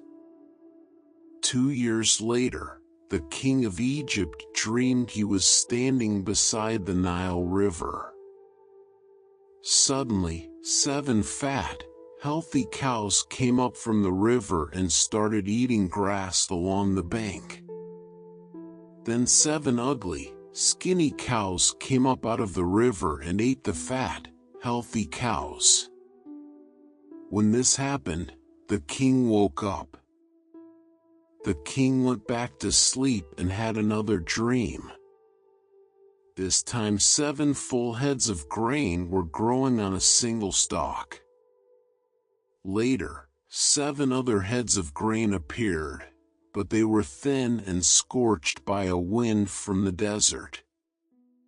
The thin heads of grain swallowed the 7 full heads. Again the king woke up, and it had only been a dream. The next morning, the king was upset. So he called in his magicians and wise men and told them what he had dreamed. None of them could tell him what the dreams meant. The king's personal servant said, "Now I remember what I was supposed to do. When you were angry with me and your chief cook, you threw us both in jail in the house of the captain of the guard. One night we both had dreams, and each dream had a different meaning. A young Hebrew, who was a servant of the captain of the guard, was there with us at the time. When we told him our dreams, he explained what each of them meant, and everything happened just as he said it would. I got my job back, and the cook was put to death. The king sent for Joseph, who was quickly brought out of jail. He shaved, changed his clothes, and went to the king. The king said to him, I had a dream, yet no one can explain what it means. I am told that you can interpret dreams. Your Majesty, Joseph answered, I can't do it myself, but God can give a good meaning to your dreams. The king told Joseph, I dreamed I was standing on the bank of the Nile River. I saw 7 fat, healthy cows come up out of the river, and they began feeding on the grass. Next, 7 skinny, bony cows came up out of the river. I have never seen such terrible-looking cows anywhere in Egypt. The skinny cows ate the fat ones. But you couldn't tell it because these skinny cows were just as skinny as they were before. At once, I woke up. I also dreamed that I saw 7 heads of grain growing on one stalk. The heads were full and ripe. Then 7 other heads of grain came up. They were thin and scorched by a wind from the desert. These heads of grain swallowed the full ones. I told my dreams to the magicians, but none of them could tell me the meaning of the dreams. Joseph replied, Your Majesty, both of your dreams mean the same thing, and in them, God has shown what he is going to do. The 7 good cows stand for 7 years, and so do the 7 good heads of grain. The 7 skinny, ugly cows that came up later also stand for 7 years, as do the 7 bad heads of grain that were scorched by the desert wind. The dreams mean there will be 7 years when there won't be enough grain.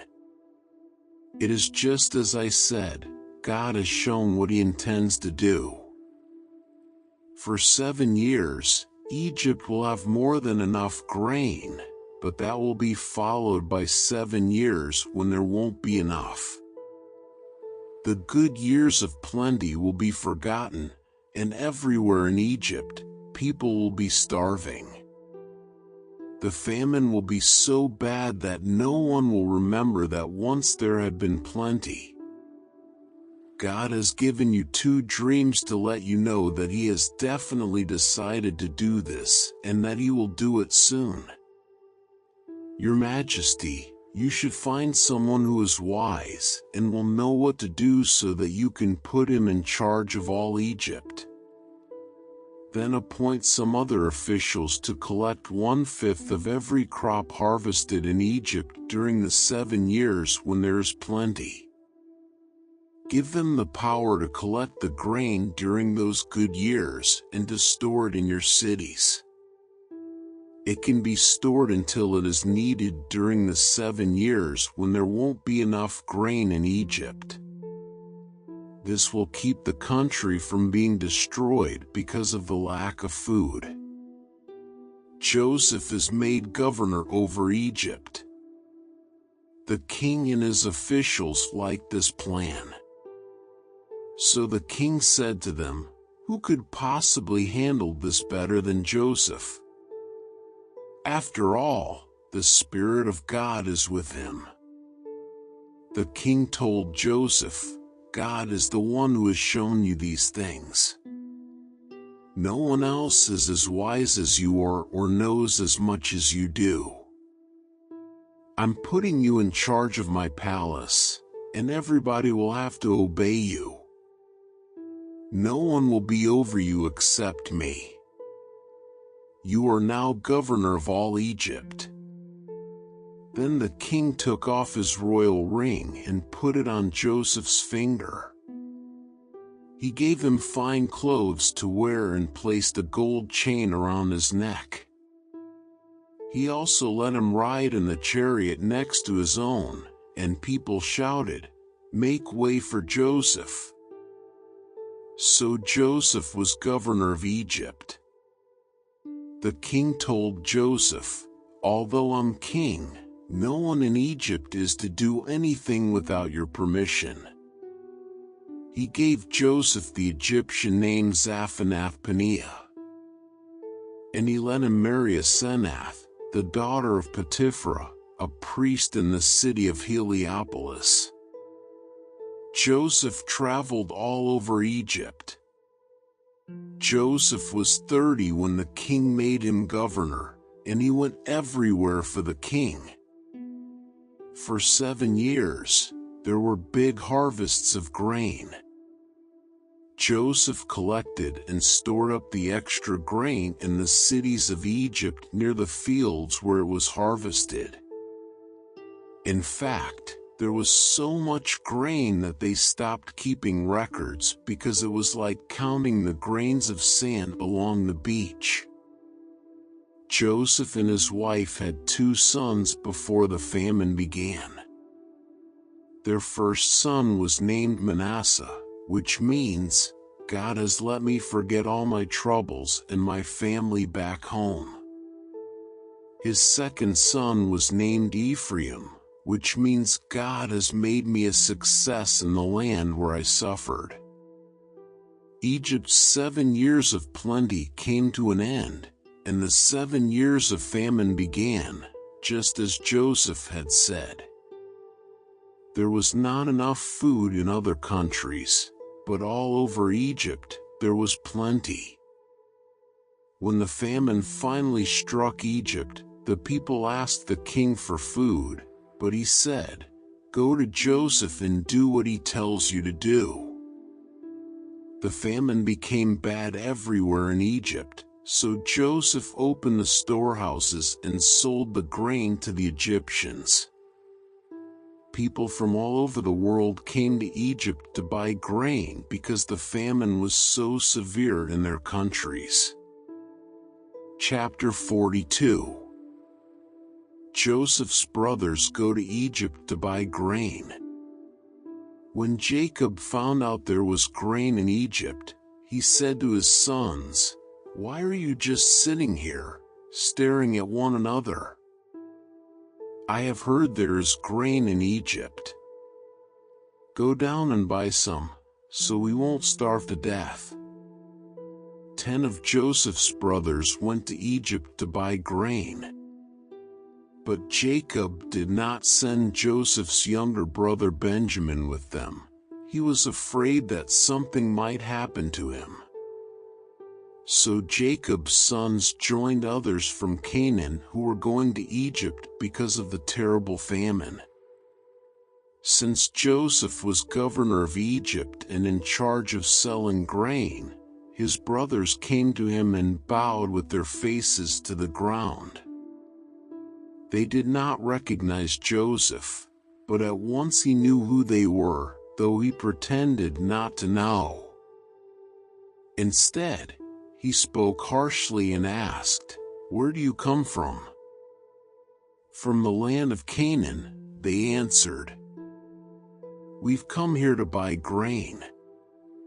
Joseph remembered what he had dreamed about them and said, "You're spies. You've come here to find out where our country is weak." "No, sir," they replied. "We're your servants, and we have only come to buy grain. We're honest men, and we come from the same family. We're not spies."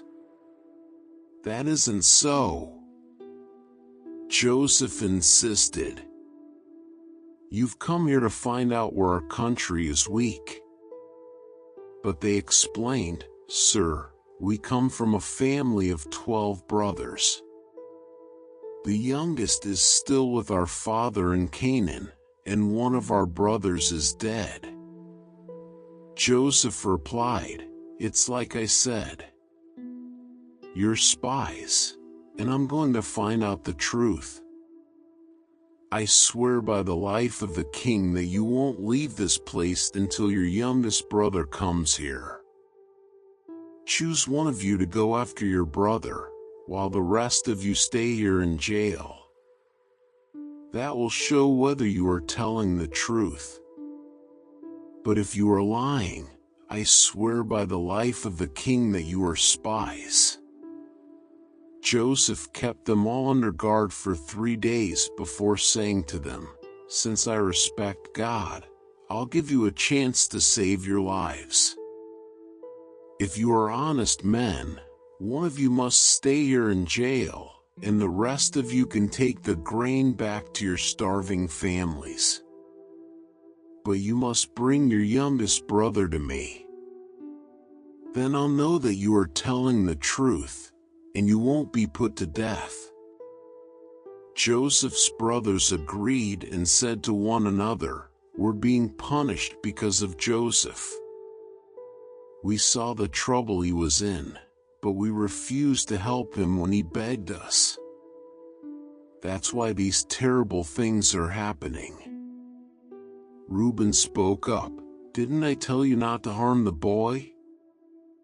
But you wouldn't listen, and now we have to pay the price for killing him."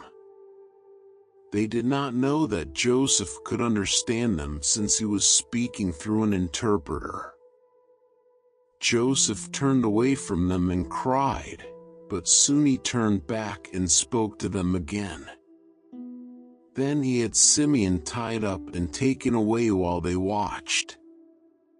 Joseph's brothers returned to Canaan. Joseph gave orders for his brothers' grain sacks to be filled with grain and for their money to be put in their sacks. He also gave orders for them to be given food for their journey home. After this was done, they each loaded the grain on their donkeys and left. When they stopped for the night, one of them opened his sack to get some grain for his donkey, and at once, he saw his money bag. "Here's my money," he told his brothers. "Right here in my sack." They were trembling with fear as they stared at one another and asked themselves, "What has God done to us?" When they returned to the land of Canaan, they told their father Jacob everything that had happened to them. "The governor of Egypt was rude and treated us like spies. But we told him, 'We're honest men, not spies. We come from a family of 12 brothers. The youngest is still with our father in Canaan, and the other is dead.' Then the governor of Egypt told us, 'I'll find out if you really are honest. Leave one of your brothers here with me while you take the grain to your starving families. But bring your youngest brother to me so I can be certain that you are honest men and not spies. After that, I'll let your other brother go free, and you can stay here and trade.' When the brothers started emptying their sacks of grain, they found their money bags in them. They were frightened, and so was their father, Jacob, who said, 'You have already taken my sons Joseph and Simeon from me. And now you want to take away Benjamin. Everything is against me.' Reuben spoke up, 'Father, if I don't bring Benjamin back, you can kill both of my sons. Trust me with him, and I'll bring him back.' But Jacob said, 'I won't let my son Benjamin go down to Egypt with the rest of you. His brother is already dead, and he is the only son I have left. I am an old man, and if anything happens to him on the way, I'll die from sorrow, and all of you will be to blame.'" Chapter 43. Joseph's brothers returned to Egypt with Benjamin. The famine in Canaan worsened, and Jacob's family had eaten all the grain they had bought from Egypt. So Jacob told his sons, "Go back and buy some more grain." Judah replied, "The governor strictly warned us that we wouldn't be allowed to see him unless we brought our youngest brother with us. If you let us take Benjamin along, we will go and buy grain. But we won't go without him." Jacob asked, "Why did you cause me so much trouble by telling the governor you had another brother?" They answered, "He asked a lot of questions about us and our family. He wanted to know if you were still alive and if we had any more brothers. All we could do was answer his questions. How could we know he would tell us to bring along our brother?" Then Judah said to his father, "Let Benjamin go with me, and we will leave at once so that none of us will starve to death. I promise to bring him back safely, and if I don't, you can blame me as long as I live." If we had not wasted all this time, we could already have been there and back twice. Their father said, "If Benjamin must go with you, take the governor a gift of some of the best things from our own country, such as perfume, honey, spices, pistachio nuts, and almonds. Also, take along twice the amount of money for the grain because there must have been some mistake when the money was put back in your sacks. Take Benjamin with you and leave at once. When you go in to see the governor, I pray that God All-Powerful will be good to you and that the governor will let your other brother and Benjamin come back home with you. But if I must lose my children, I suppose I must." The brothers took the gifts, twice the amount of money, and Benjamin. Then they hurried off to Egypt. When they stood in front of Joseph, he saw Benjamin and told the servant in charge of his house, "Take these men to my house. Slaughter an animal and cook it so they can eat with me at noon." The servant did as he was told and took the brothers to Joseph's house. But on the way, they got worried and started thinking, "We are being taken there because of the money that was put back in our sacks last time. He will arrest us, make us his slaves, and take our donkeys." So when they arrived at Joseph's house, they said to the servant in charge, "Sir, we came to Egypt once before to buy grain. But when we stopped for the night, we each found in our grain sacks the exact amount we had paid. We have brought that money back, together with enough money to buy more grain. We don't know who put the money in our sacks." "It's all right," the servant replied. "Don't worry. The God you and your father worship must have put the money there because I received your payment in full." Then he brought Simeon out to them. The servant took them into Joseph's house and gave them water to wash their feet. He also tended their donkeys. The brothers got their gifts ready to give to Joseph at noon since they had heard they were going to eat there. When Joseph came home, they gave him the gifts they had brought, and they bowed down to him. After Joseph had asked how they were, he said, "What about your elderly father? Is he still alive?" They answered, "Your servant, our father, is still alive and well." And again, they bowed down to Joseph. When Joseph looked around and saw his brother Benjamin, he said, "This must be your youngest brother, the one you told me about." God bless you, my son." Then, because of his love for Benjamin, he rushed off to his room and cried. After washing his face and returning, he was able to control himself and said, "Serve the meal." Joseph was served at a table by himself, and his brothers were served at another.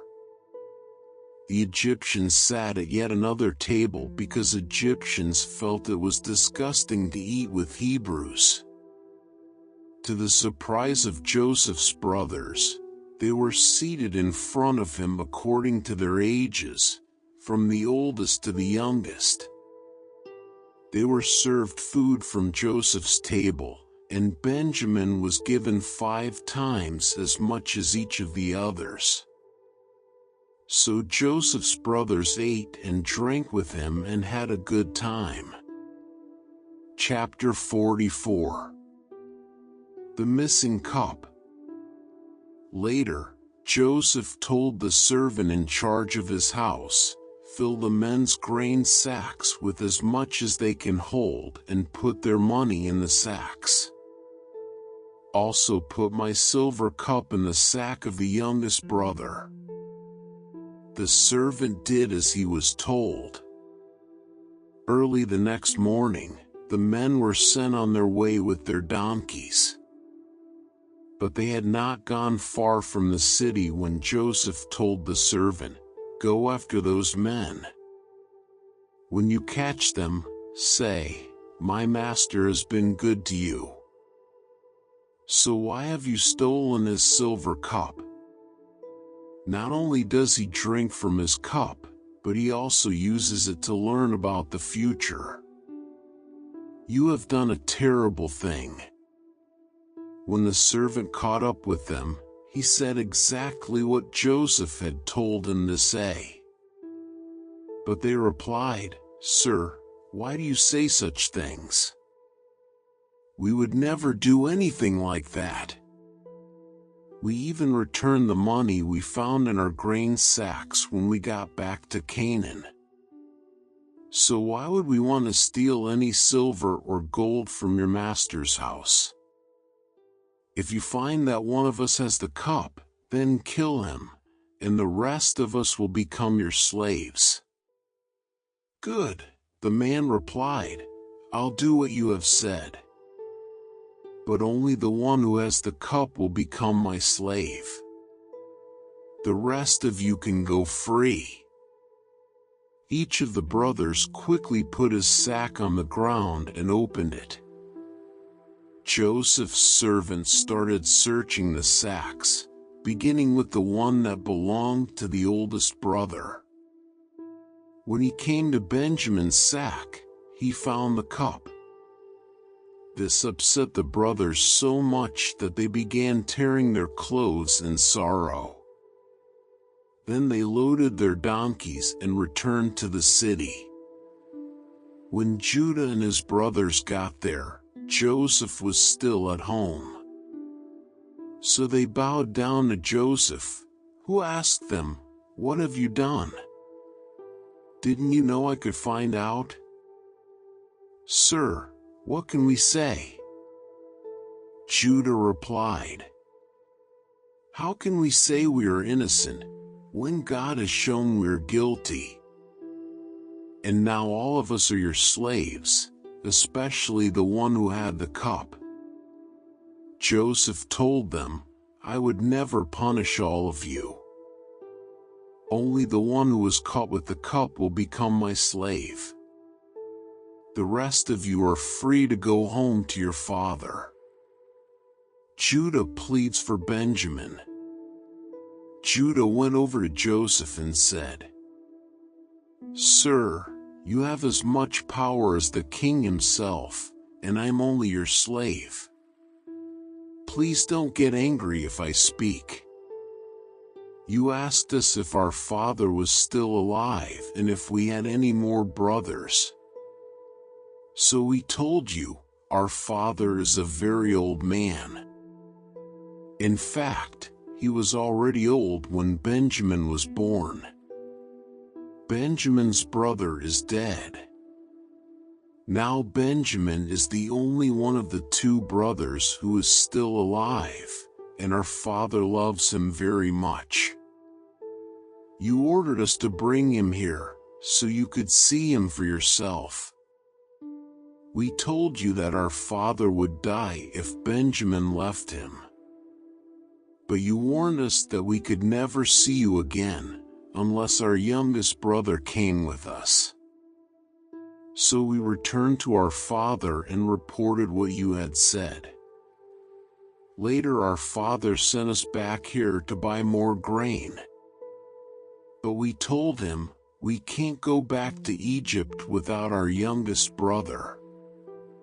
We will never be let in to see the governor, unless he is with us. Sir, our father then reminded us that his favorite wife had given birth to 2 sons. One of them was already missing and had not been seen for a long time. My father thinks the boy was torn to pieces by some wild animal, and he said, I am an old man. If you take Benjamin from me, and something happens to him, I will die of a broken heart. That's why Benjamin must be with us when I go back to my father. He loves him so much that he will die if Benjamin doesn't come back with me. I promised my father that I would bring him safely home. If I don't, I told my father he could blame me the rest of my life. Sir, I am your slave. Please let me stay here in place of Benjamin and let him return home with his brothers. How can I face my father if Benjamin isn't with me? I couldn't bear to see my father in such sorrow. Chapter 45. Joseph tells his brothers who he is. Since Joseph could no longer control his feelings in front of his servants, he sent them out of the room. When he was alone with his brothers, he told them, I am Joseph. Then he cried so loudly that the Egyptians heard him and told about it in the king's palace. Joseph asked his brothers if his father was still alive, but they were too frightened to answer. Joseph told them to come closer to him, and when they did, he said, Yes, I am your brother Joseph, the one you sold into Egypt. 5. Don't worry or blame yourselves for what you did. God is the one who sent me ahead of you to save lives.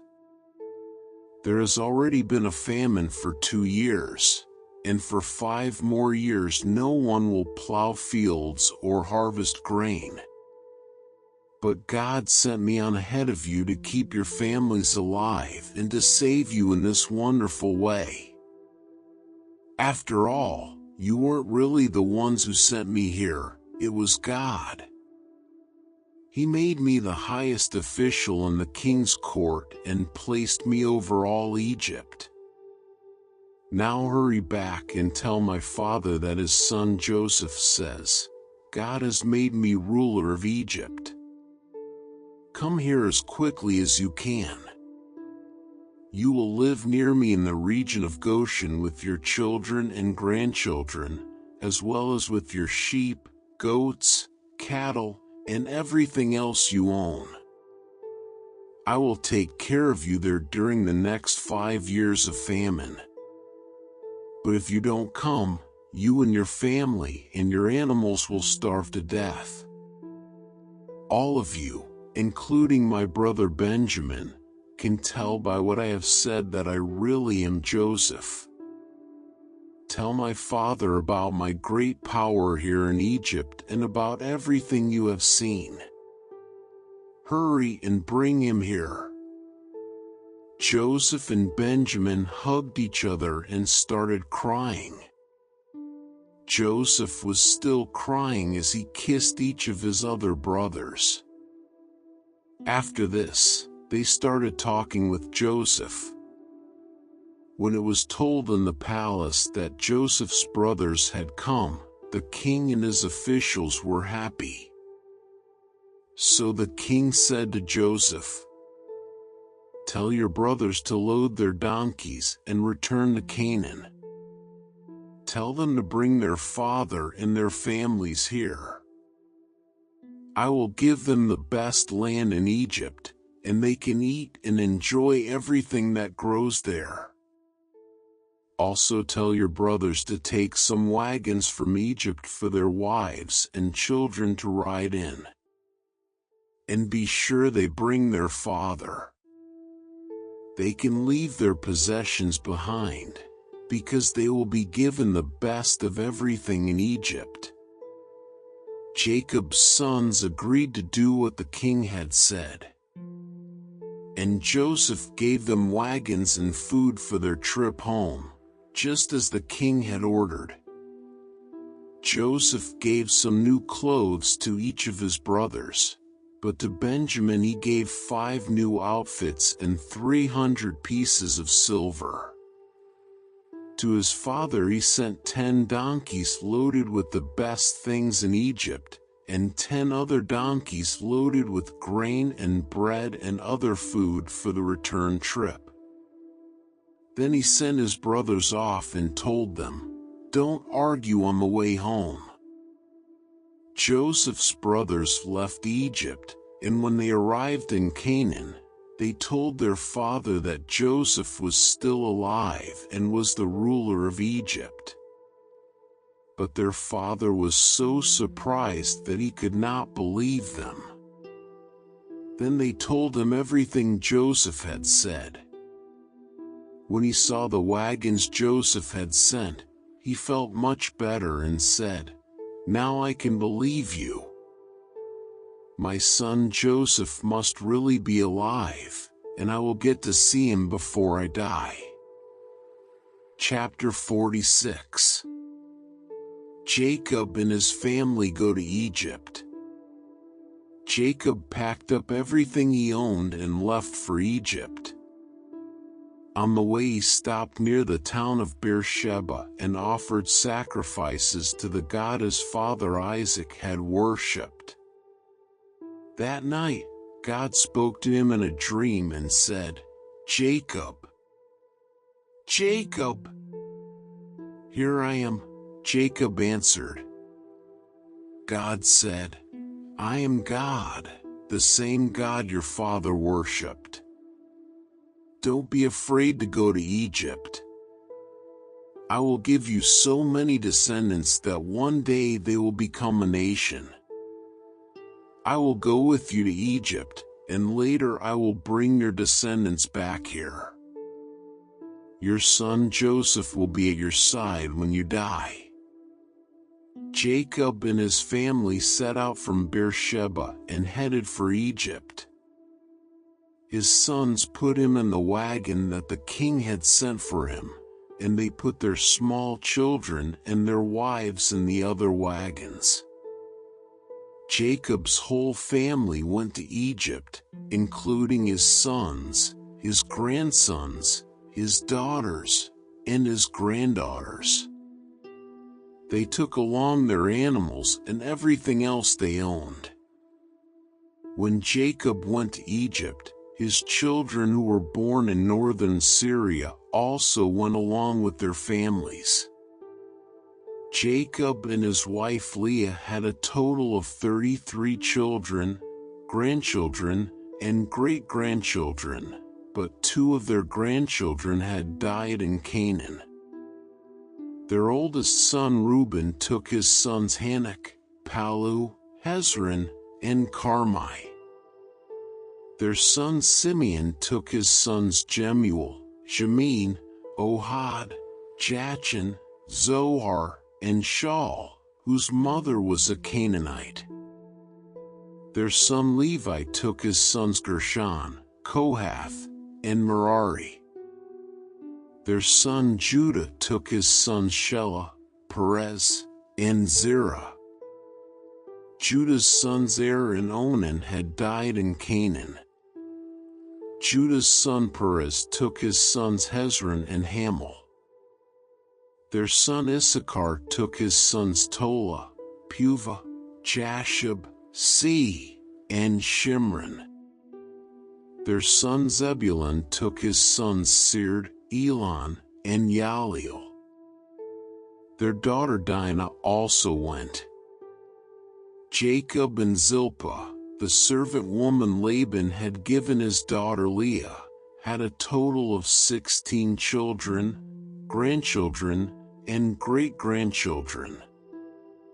Their son Gad took his sons Ziphion, Haggi, Shuni, Esban, Eri, Arodi, and Areli. Their son Asher took his sons Imnah, Ishva, Ishvi, and Beriah, who took his sons Heber and Malchiel. Sarah, the daughter of Asher, also went. Jacob and Rachel had 14 children and grandchildren. Their son Joseph was already in Egypt, where he had married Asenath, daughter of Potiphera, the priest of Heliopolis. Joseph and Asenath had 2 sons, Manasseh and Ephraim. Jacob and Rachel's son Benjamin took his sons Bela, Becher, Ashbel, Gera, Naaman, Ahi, Rosh, Muppim, Huppim, and Ard. Jacob and Bilhah, the servant woman Laban had given his daughter Rachel, had 7 children and grandchildren. Their son Dan took his son Hushim. Their son Naphtali took his sons Jaziel, Guni, Jezer, and Shillem. 66 members of Jacob's family went to Egypt with him, not counting his daughters-in-law. Jacob's 2 grandsons who were born there made it a total of 70 members of Jacob's family in Egypt. Jacob had sent his son Judah ahead of him to ask Joseph to meet them in Goshen. So Joseph got in his chariot and went to meet his father. When they met, Joseph hugged his father around the neck and cried for a long time. Jacob said to Joseph, "Now that I have seen you and know you are still alive, I am ready to die." Then Joseph said to his brothers and to everyone who had come with them, "I must go and tell the king that you have arrived from Canaan. I will tell him that you are shepherds and that you have brought your sheep, goats, cattle, and everything else you own. The king will call you in and ask what you do for a living. When he does, be sure to say, 'We are shepherds. Our families have always raised sheep.' If you tell him this, he will let you settle in the region of Goshen." Joseph wanted them to say this to the king, because the Egyptians did not like to be around anyone who raised sheep. Chapter 47. Joseph took 5 of his brothers to the king and told him, "My father and my brothers have come from Canaan. They have brought their sheep, goats, cattle, and everything else they own to the region of Goshen." Then he introduced his brothers to the king, who asked them, "What do you do for a living?" "Sir, we are shepherds," was their answer. "Our families have always raised sheep. But in our country all the pastures are dried up, and our sheep have no grass to eat. So we, your servants, have come here. Please let us live in the region of Goshen." The king said to Joseph, "It's good that your father and brothers have arrived. I will let them live anywhere they choose in the land of Egypt, but I suggest that they settle in Goshen, the best part of our land. I would also like for your finest shepherds to watch after my own sheep and goats." Then Joseph brought his father Jacob and introduced him to the king. Jacob gave the king his blessing, and the king asked him, "How old are you?" Jacob answered, "I have lived only 130 years, and I have had to move from place to place. My parents and my grandparents also had to move from place to place. But they lived much longer, and their life was not as hard as mine." Then Jacob gave the king his blessing once again and left. Joseph obeyed the king's orders and gave his father and brothers some of the best land in Egypt near the city of Ramesses. Joseph also provided food for their families. A famine in Egypt. The famine was bad everywhere in Egypt and Canaan, and the people were suffering terribly. So Joseph sold them the grain that had been stored up, and he put the money in the king's treasury. But when everyone had run out of money, the Egyptians came to Joseph and demanded, "Give us more grain. If you don't, we'll soon be dead, because our money's all gone." "If you don't have any money," Joseph answered, "give me your animals, and I'll let you have some grain." From then on, they brought him their horses and donkeys and their sheep and goats in exchange for grain. Within a year Joseph had collected every animal in Egypt. Then the people came to him and said, "Sir, there's no way we can hide the truth from you. We are broke, and we don't have any more animals. We have nothing left except ourselves and our land. Don't let us starve and our land be ruined. If you'll give us grain to eat and seed to plant, we'll sell ourselves and our land to the king. We'll become his slaves." The famine became so severe that Joseph finally bought every piece of land in Egypt for the king and made everyone the king's slaves, except the priests. The king gave the priests a regular food allowance, so they did not have to sell their land. Then Joseph said to the people, "You and your land now belong to the king. I'm giving you seed to plant, but 1/5 of your crops must go to the king. You can keep the rest as seed or as food for your families." "Sir, you have saved our lives," they answered. "We are glad to be slaves of the king." Then Joseph made a law that 1/5 of the harvest would always belong to the king. Only the priests did not lose their land. Jacob becomes an old man. The people of Israel made their home in the land of Goshen, where they became prosperous and had large families. Jacob himself lived there for 17 years, before dying at the age of 147. When Jacob knew he did not have long to live, he called in Joseph and said, "If you really love me, you must make a solemn promise not to bury me in Egypt. Instead, bury me in the place where my ancestors are buried." "I will do what you have asked," Joseph answered. "Will you give me your word?" Jacob asked. "Yes, I will," Joseph promised. After this, Jacob bowed down and prayed at the head of his bed. Chapter 48. Jacob blesses Joseph's 2 sons. Joseph was told that his father Jacob had become very sick.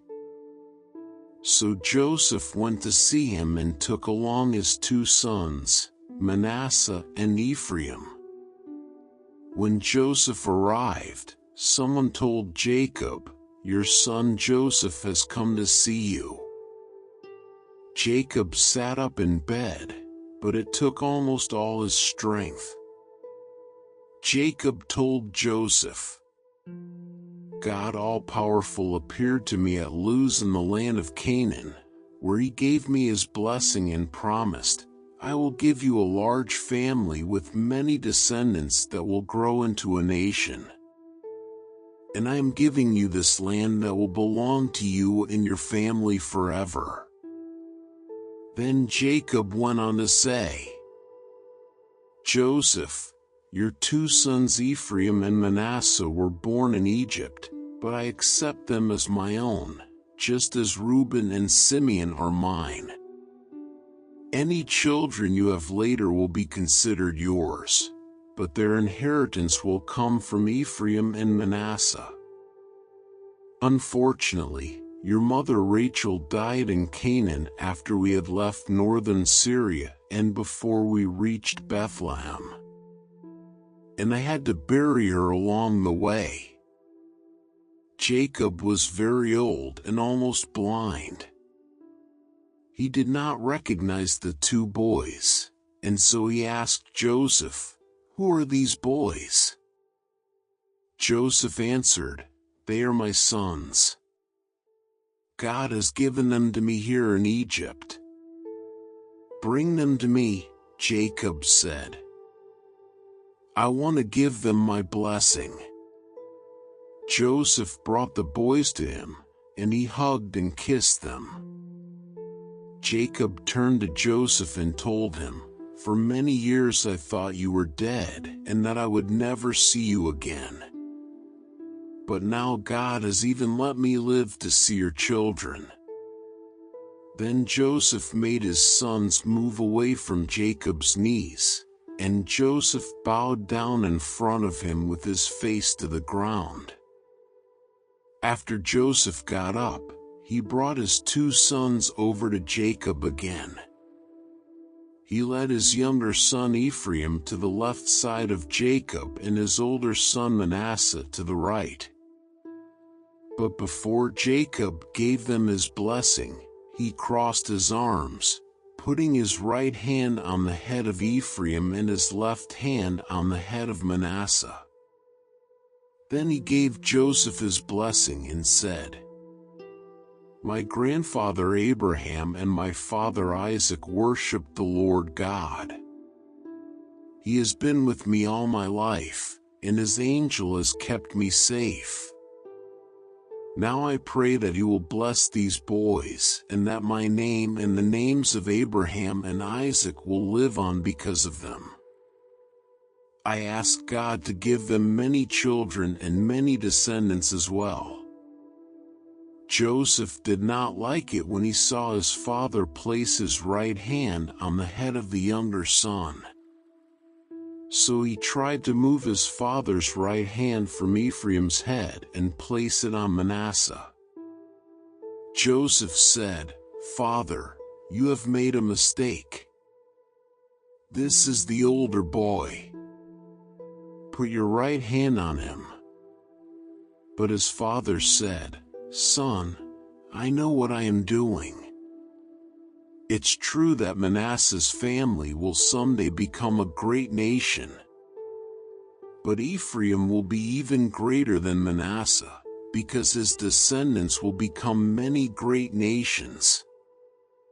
Jacob told him that in the future the people of Israel would ask God's blessings on one another by saying, "I pray for God to bless you as much as he blessed Ephraim and Manasseh." Jacob put Ephraim's name first to show that he would be greater than Manasseh. After that, Jacob said, "Joseph, you can see that I won't live much longer. But God will be with you and will lead you back to the land he promised our family long ago. Meanwhile, I'm giving you the hillside I captured from the Amorites. Chapter 49. Jacob blesses his sons. Jacob called his sons together and said, "My sons, I am Jacob, your father Israel. Come, gather around, as I tell your future. Reuben, you are my oldest, born at the peak of my powers. You were an honored leader. Uncontrollable as a flood, you slept with my wife and disgraced my bed. And so you no longer deserve the place of honor.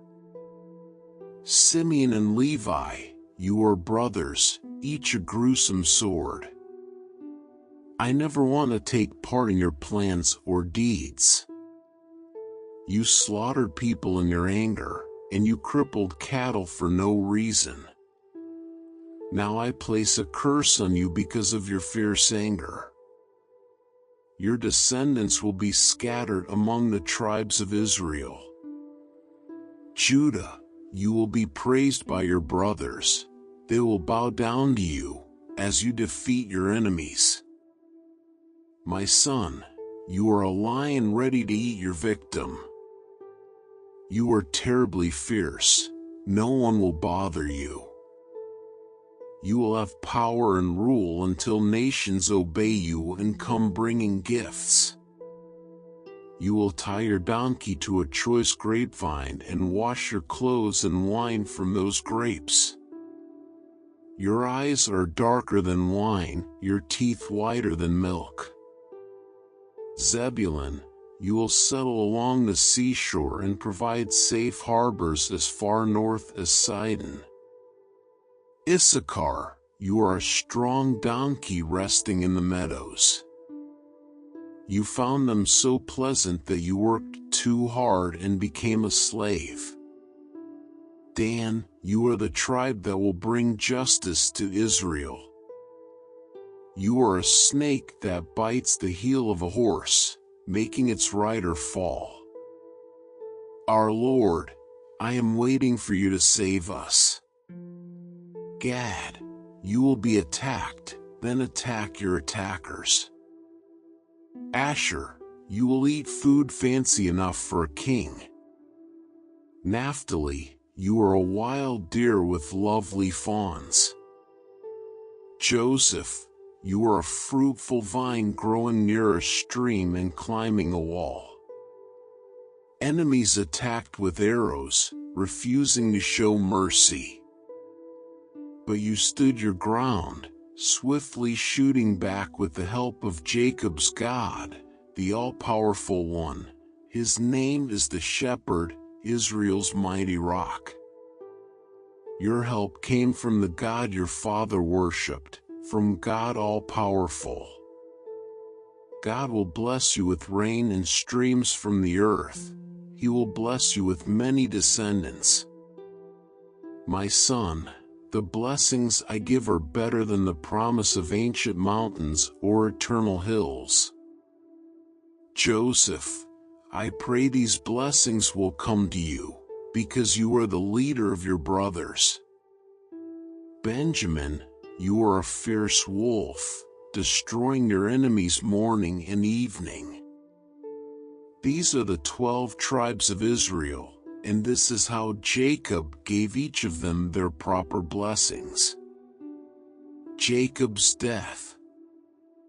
Jacob told his sons, "Soon I will die, and I want you to bury me in Machpelah cave." Abraham bought this cave as a burial place from Ephron the Hittite, and it is near the town of Mamre in Canaan. Abraham and Sarah are buried there, and so are Isaac and Rebekah. I buried Leah there too.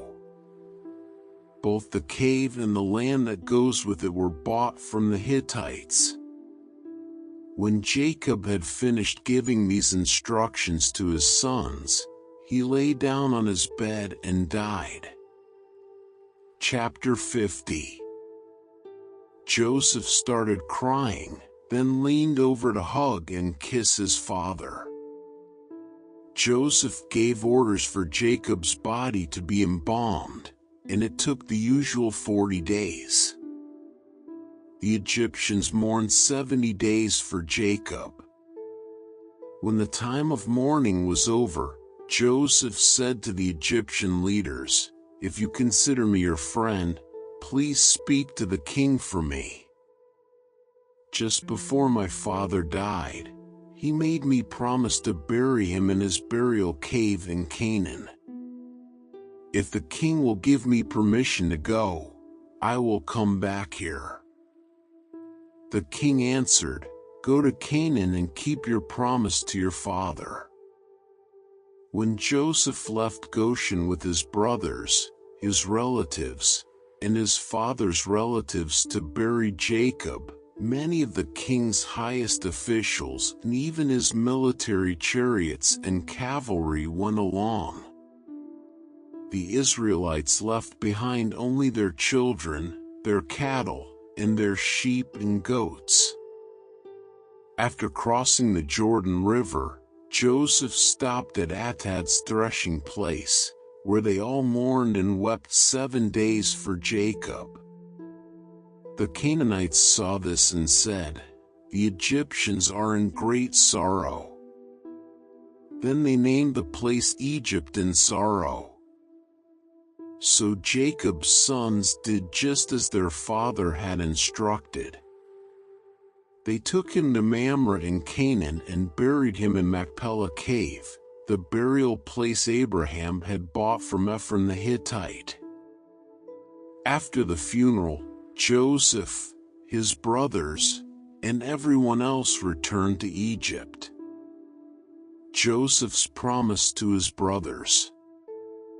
After Jacob died, Joseph's brothers said to each other, "What if Joseph still hates us and wants to get even with us for all the cruel things we did to him?" So they sent this message to Joseph. "Before our father died, he told us, 'You did some cruel and terrible things to Joseph, but you must ask him to forgive you. Now we ask you to please forgive the terrible things we did. After all, we serve the same God that your father worshipped.'" When Joseph heard this, he started crying. Right then, Joseph's brothers came and bowed down to the ground in front of him and said, "We are your slaves." But Joseph told them, "Don't be afraid. I have no right to change what God has decided. You tried to harm me, but God made it turn out for the best, so that he could save all these people, as he is now doing. Don't be afraid. I will take care of you and your children." After Joseph said this, his brothers felt much better. Joseph's death. Joseph lived in Egypt with his brothers until he died at the age of 110. Joseph lived long enough to see Ephraim's children and grandchildren. He also lived to see the children of Manasseh's son Machir, and he welcomed them into his family. Before Joseph died, he told his brothers, "I won't live much longer. But God will take care of you and lead you out of Egypt to the land he promised Abraham, Isaac, and Jacob. Now promise me that you will take my body with you when God leads you to that land." So Joseph died in Egypt at the age of 110. His body was embalmed and put in a coffin.